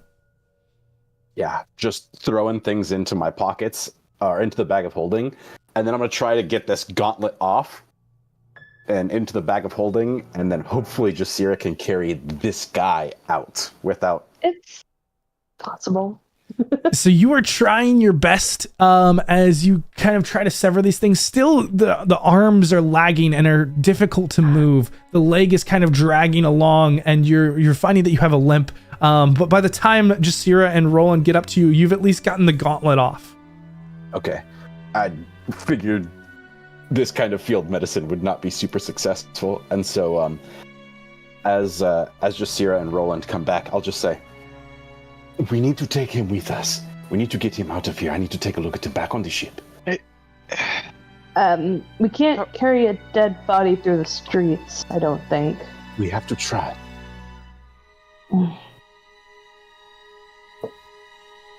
The man told me that the rules here are you keep what you kill. You have killed this. It belongs to you rightfully. Well, I killed him for you, so he's yours. I got what I want. We need to go. Back to the ship. There is a whole production facility in there with I don't know what's going on. Roland, you are going to have to help me walk. We need to go. We can't have excess weight. And I'm gonna try to throw my cloak over him, see if maybe Jasira can wrap him up and throw him over his shoulder or something. We have a rope. Jasira, give me a general strength check here. Sure, we'll see. I'll give him an indulgence. I do have rope. Is this the dwarf or the big muscly guy? This is the dwarf. But dwarves aren't known to be fragile. Jasira, with this lift, you know that you could exert yourself and you could pick him up, but it would slow you down immensely. You could drag him, but it's gonna be a process, and so you're gonna have to make a decision on what you want to do, but you can do it. And she has long strider, so she's already going 55, so would it only half her down to like a normal speed? Yeah, so it does. You are gonna move it half. So yeah, it'd be 25-ish, I think. So in at least theory, hey, you're still moving as fast as Clyde Roland does normally. Well, that's what I was thinking. I was like, well, with Roland helping Boko, they're going to be slower. She'll be a little slower. It's not terribly unbalanced. Yeah, taking your drunk friends home for the night. It's fine. You know what? I actually have an idea. I think I can get out of here by myself. So Roland's going to help me do this? I think, yeah, if you guys can do it, I can get out of here, I think. Well, Jasira has most of the heavy lifting, so... How are we going to get him into the ship? It is a significant amount of climbing to get around and back into the window. Oh. Can we stash him in, like... Is there cargo up above on the deck where we could probably stash him? No, he's coming into the cabin. We're not. We're going nowhere near the deck. We're going back in the way we came out, which is through the window. That door isn't opening. How big is his torso? Big. Can we show him through the window? The biggest part of him. You can get him through the window. The window's big enough. It's the process of getting him up, like climbing a ship with a body. I'm wondering if we tie a lock rope into to him pieces and if we haul can him throw up. him into the bag of holding. It can be done. There are ways to do it, but there are risks to doing it. Say, just put him in the bag. It'll be fine. He's already dead. Well, if you have a bag of holding, I would say throw him in the bag of holding. Would just his torso fit in the bag of holding? You gotta cut him up on the rope. You can certainly try. Oh my god. I really want to find out what kind of fucking artifice this is. Great. I have rope. We can haul him up into the... I can't believe I'm doing this. We just need to go. Yeah, let's... And at that, he's going to morph down into a dwarf, so he's the same height, because dwarves are still medium creatures. And so he's the same height, and with Jasira picking him up, he'll help with, like, getting an arm around him, and, like, stagger back and with Jasira's help. Pretend it Bernie's. Yeah. Yeah, We can- yes. we can We'll weekend at Bernie's him, and I'll take a hat and fucking put it over his You have a hat. his shit face. And we'll weekend knows? at Bernie's him through the fucking city to the docks, and then solve the next problem when we get to the fucking docks. They're probably all on drugs. It's okay. Like, it'll work. All Do right. you think I can walk on this prosthetic, or do I have to try to do something else to get out of here? You can limp on it. Walking is difficult, but limping, it's slow, but you can do it. Like you can either move at a decently regular pace with help, or you can move at a slightly slower pace on your own.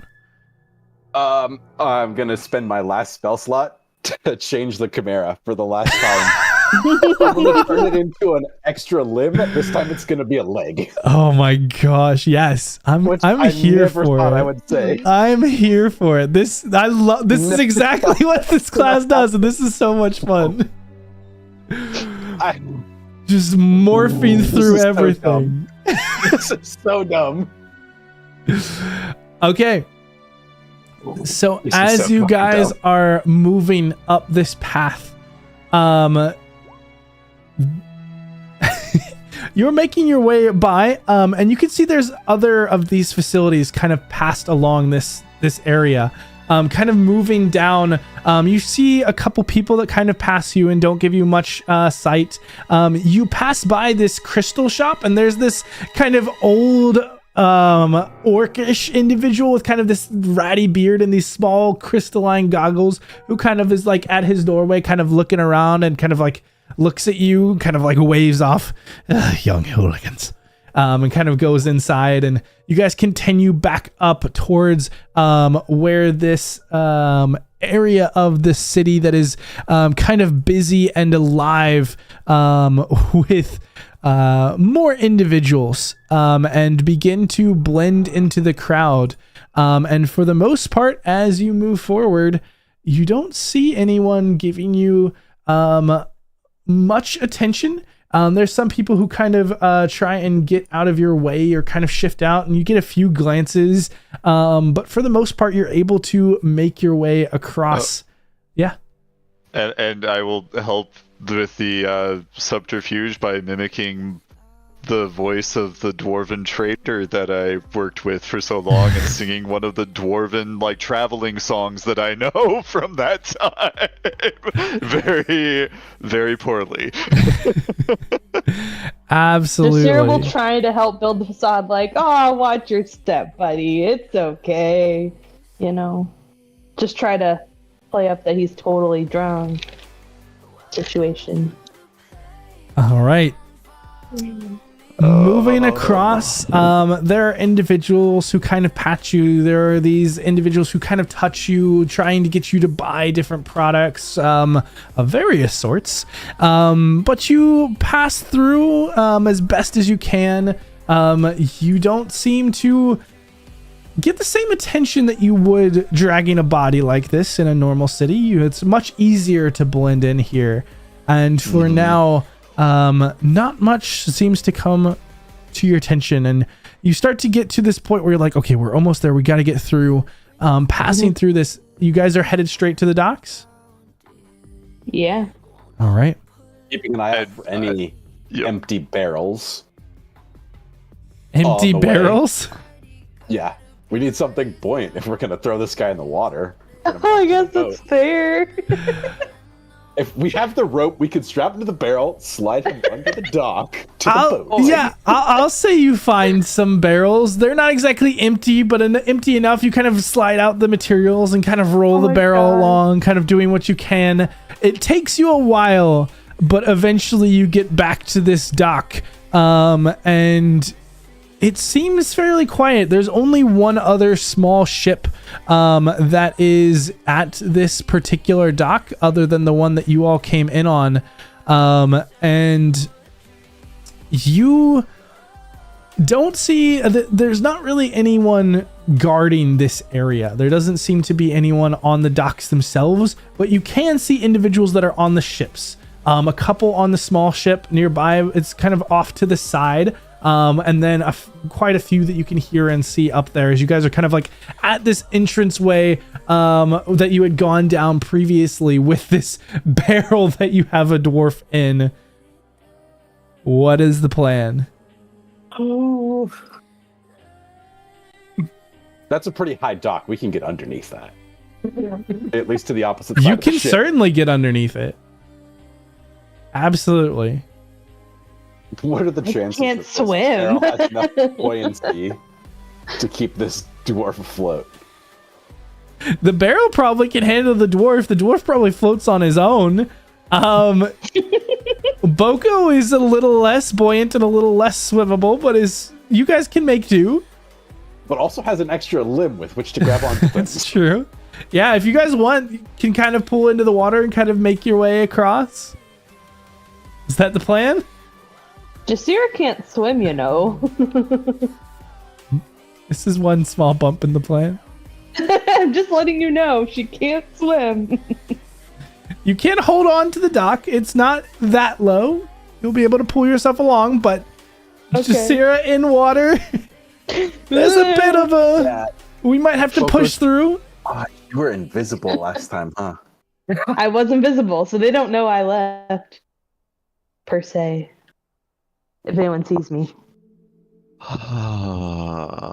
Someone is going to have to go into the cabin and gather some assistance from Clyde. How far away is the boat? The dock is probably about 120 feet, give or take, all the way down, because you guys are at the far end, and there's also one off to the side. With the exact range of message. Hey, what's up? Sure. That's perfect. You can take a few steps in and definitely could make it to the cabin. Can you hear me now? Oh, yeah, basically. How about So now? I was just going to go, I've got something better. Clyde, can you hear me? No. Yep. Yeah, I'm here. I'm awake. We're at the docks and need a little bit of assistance getting a limping Boko and a package he insisted on bringing with him into the cabin through the window. Have you tried telling him no? Yeah. Multiple times. Okay. Clyde's gonna. I haven't yet figured out how to get the no Boko card. Hey, they're No out the window. Boko gets hurt, and he's got some sort of prize. I'm not quite sure. No. He said they tried that. It ain't worked. I don't care what it is. He's not bringing some animal back in here. Cade says no. Cade says no living things. And Cade, you can see them at this point. You can see them across on the other side of the dock. Like they're kind of tucked in, but you can see Roland kind of out there, like whispering and pointing. And Cade will look back at Clyde and be like, "Can you tell them that they're very visible?" Yeah, hey, we can see y'all. You're not real sneaky. I mean, technically, Roland is still a dwarf. So. That's fair. So you see In a an Boko, oversized you see a coat. Jasira, and... Yeah. Yeah. At this point, Clyde thinks everyone is Roland. Don't worry. It isn't alive. It won't make any noise. I think you brought back something dead. Absolutely no dead things either. Do you realize we've all been living in the same cabin for like a week now? I'm barely keeping this place habitable with fresh-smelling flowers, okay? We smell You say this, awful. No Clyde dead things. prestidigitizes you right then. You're fine. Perfume. Perfume to the face. Jasira will whisper to Roland, "We might want to get dead guy perfumed. He looks like he hasn't had a bath in a week himself." I noticed I've had his arm up around my shoulder. Good old dwarven sweat stank. Very dingy. I know you enjoy it, Boko, but we're about to have it in a crowded room if we can get it past Cade. You see Cade in the window staring out. You can't see them. The windows are tinted. They can feel the malevolence of my stare. A window opens and a wet arm sticks out doing this. Boko feels Cade's stare, looks at Roland and goes, "You told Cade?" You were planning to not? Okay. Cade All looks the back at people Clyde. that have messaged in the cabin. You picked Cade. Message Clyde. You told Cade? How were you planning to hide?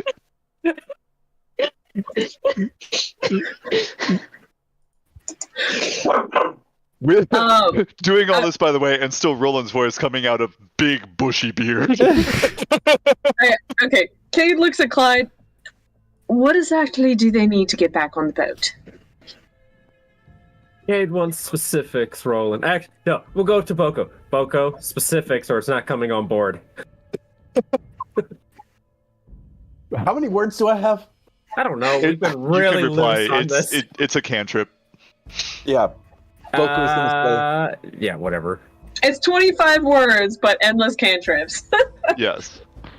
Yeah, Boko is gonna say to Clyde, there is some kind of factory that is beneath the city, and it is incorporating some sort of artifice into people. We have found one of those people. Technically, he belongs to us, because the rules here, as were told to me, are if you kill it, it then belongs to you. So, this now belongs half to me and half to Jasira, and we must find some way to figure out what in the hell is going on here, because this beam that this man can shoot from his body causes my own prosthetics to not listen when I tell them what to do. And so, I seek to try to figure out what, as you say, in the hell is going on here. Okay, please hold. And Boko, as soon as you say that, the message spell stops, and he's like, "Are you telling Cade again?" Cade receives the info, and she just like puts a hand up, and she's like, "That's not what I asked." Well, I don't What think you're going to get a better do- answer until it gets back. What do our living team members, let's go with team members, what do our living team members need to get back on the ship? You get a message. All right, it's a go. We have permission. Yes. What do we need?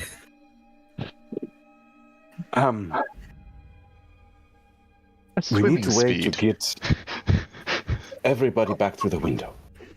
There are only 4 of us. It should not be that difficult.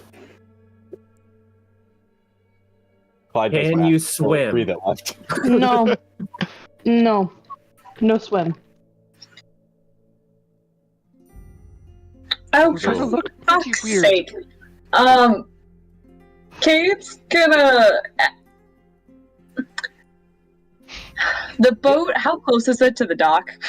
I was like, how far are these people? So the dock, the boat is perpendicular to the dock. It is maybe 3 to 5 feet away from the dock at its closest point. You guys are pretty far back. It's a good like 25, 30 feet to the closest window from the dock itself.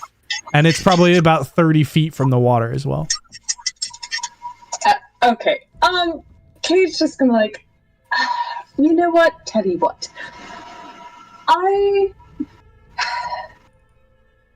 Fuck. Okay. She's running through some ideas. Why can they not just come back the way that they went out? How'd they get out? I was kind of passed out for that whole thing.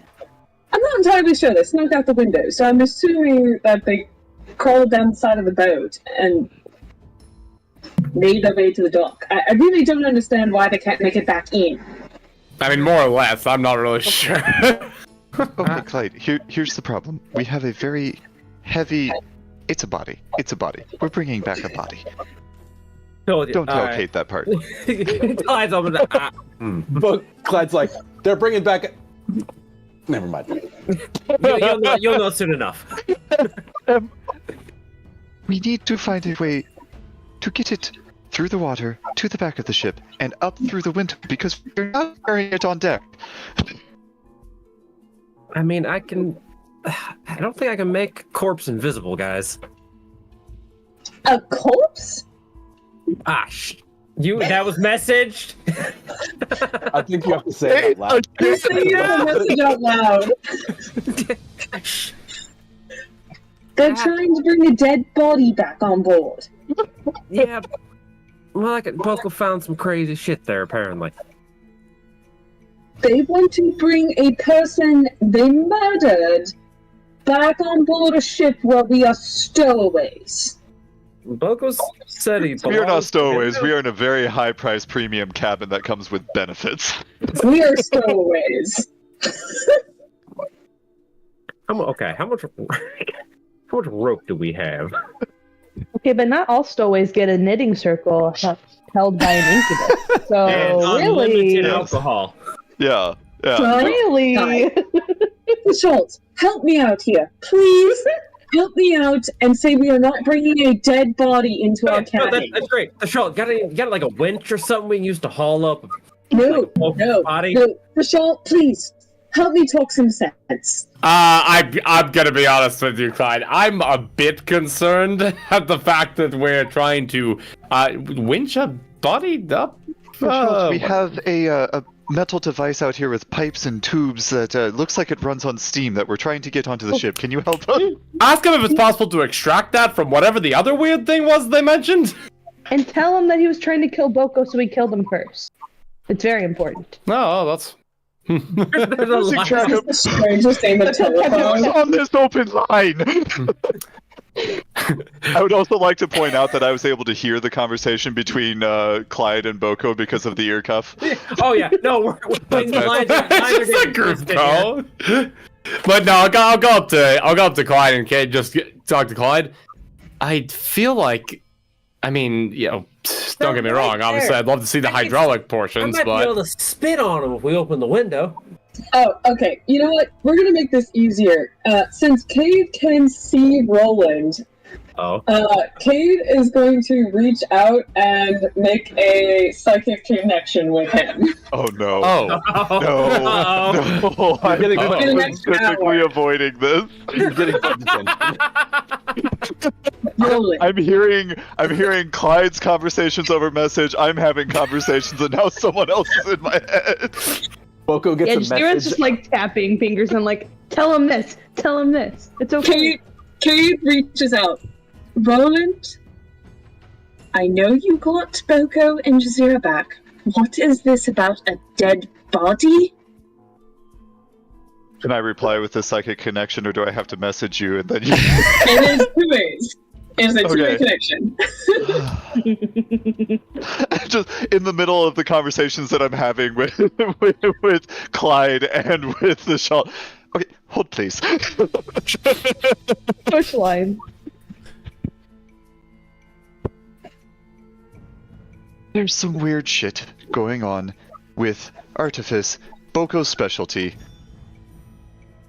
He was going to stay and try and figure it out and get himself killed. I said we'd get it to the docks and then figure out the next problem once we got to the docks. We are now at the docks. This is now the next problem. A dead body in a very, was very attacking confined him. cabin. We can do things with magic.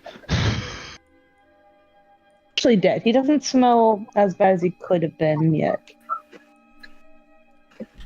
Tell him to find a hidden corner somewhere on the docks. There's plenty of them.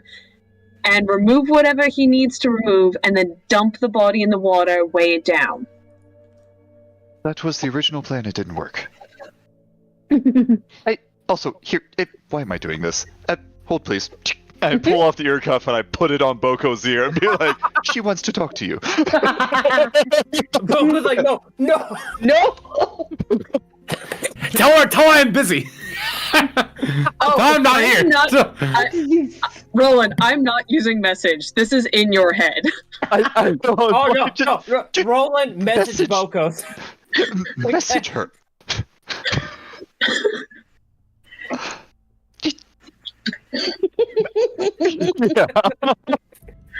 He's going to talk to you. He's going to talk to you directly. One problem at a time. I'm done being go-between. Roland, for those that are not privy to this psychotic escapade, does anyone actually need help getting back on the ship? Excluding the dead body, does anyone need help getting on the ship? Yes.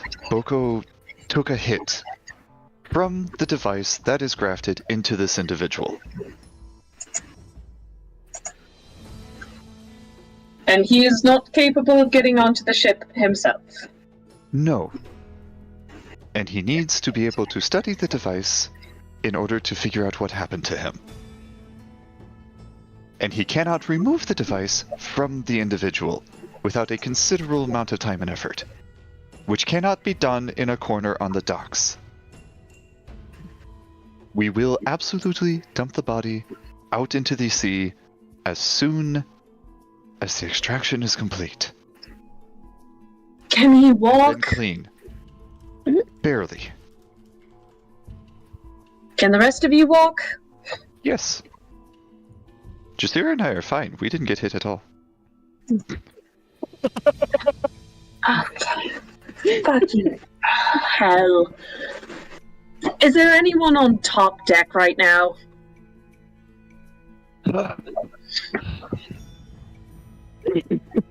Yes, absolutely. Yes, it is a busy ship. We have to come back in the way that we went out, which is through the window. Okay. Since I didn't actually go out the window, did you guys, walk to the back of the ship? Given your current predicament, I can list things I am capable of doing. Do you guys want to walk on the water to get over here, and then we can lend you a rope? How visible is, how much attention are we going to get walking on the water up to the back of the ship? It has to be facing away from the town, right? Exactly. So the city is far away. You're not going to get attention from the city. But if a random sailor on one of the two boats sees you, We'd fucking see it. Yeah. their sailors aren't quiet, nor are they one to mind their own business. Noisy and drunk. I think we need to go, as much as Jasira is going to hate me for saying this, I think we need to go under the water. Do we have an angle on the boat to where we can get to one side of it that's more out of sight than the other, perhaps? Or is it equally visible? Cade, if we go out there and get them, I can make us invisible. We can come back, give them, and come back in twos. I mean, I can get to them very inconspicuously. It's just a matter of getting them back. You guys, there's enough space under the dock for you guys to be able to kind of maneuver under the dock and kind of go all the way to the ship, and then you would only be exposed from the distance, the 30 feet or so from the dock to the back of the boat, and then up into the ship. If you wanted to take that way.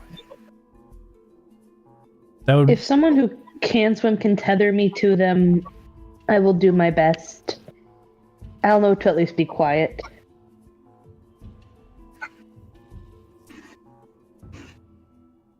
The other thing is we can't cast water rocking on Bernie. On Bernie? Bernie in the barrel. I believe his name is Gordo. He's in my ring. Gotta start naming all my jewelry now, I guess.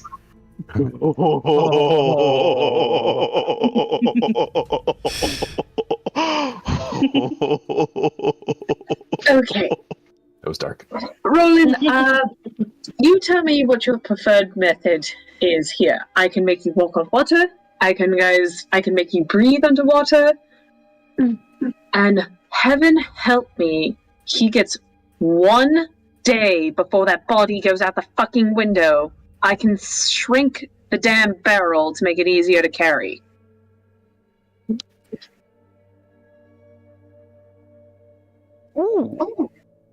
That's really the option. Really nice. The water-breathing small barrel. Mm-hmm. That is I like that plan. Look. Or water-breathing, and then we just take our time floating the barrel along. Water-breathing would be, I think, best. We can stay underwater, stay out of sight, and a barrel floating through the harbor won't attract too much attention. All right. I will be out there in a few minutes. Thank you. Okay, would you prefer to be invisible for this? I'm just going to turn into a creature and get there myself. That's actually way better. I forgot you could do that.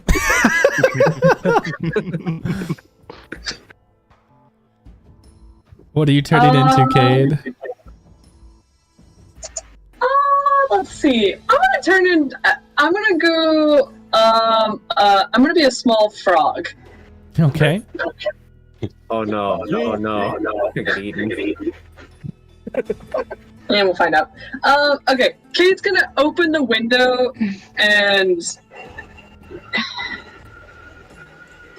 remind me. Is it just ropes outside the window, or is there like a small walkway? Outside the window, there is nothing. It's just water. Yeah. Yeah. There it is just windows on the back of the ship. There's like rigging off to the side, but that's like 10 feet away. But yeah, the window just is straight. It is just where the boat ends.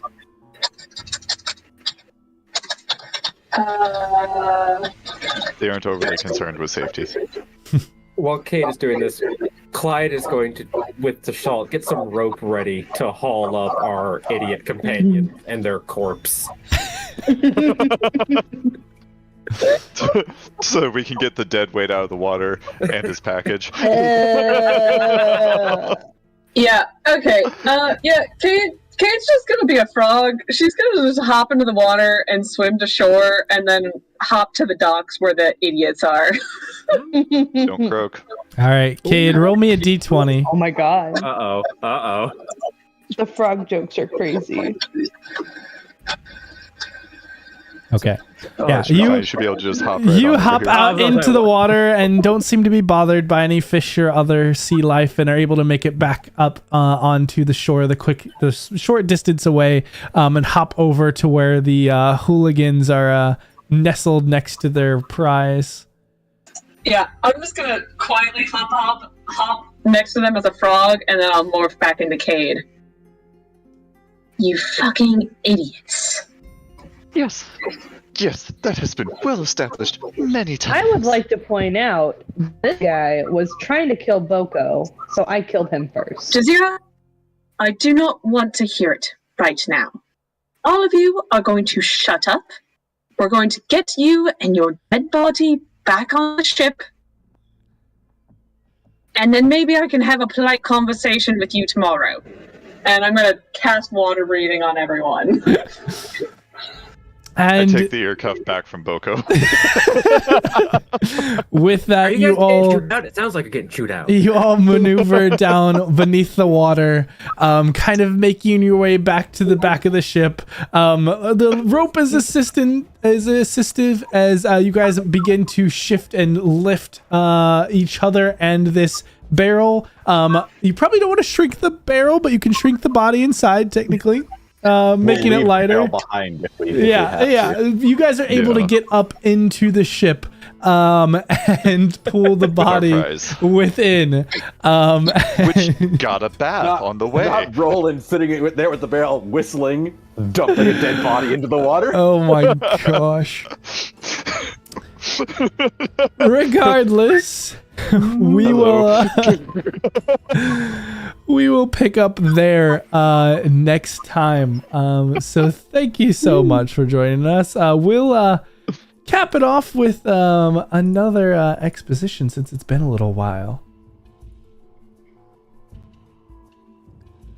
The swarm brought ruin to our home. Our proud people became refugees, and yet They could not shatter our unity. Now is the time of vengeance, the time to retake our home, and with it, our legacy. I fear no enemy, for the Sapra is my strength. I fear no death, for strength is eternal. Intaro Mahas. Thank you so much for being with us today, and we will catch you next time where we will see what the Three Stooges end up doing with their body. We'll catch you then.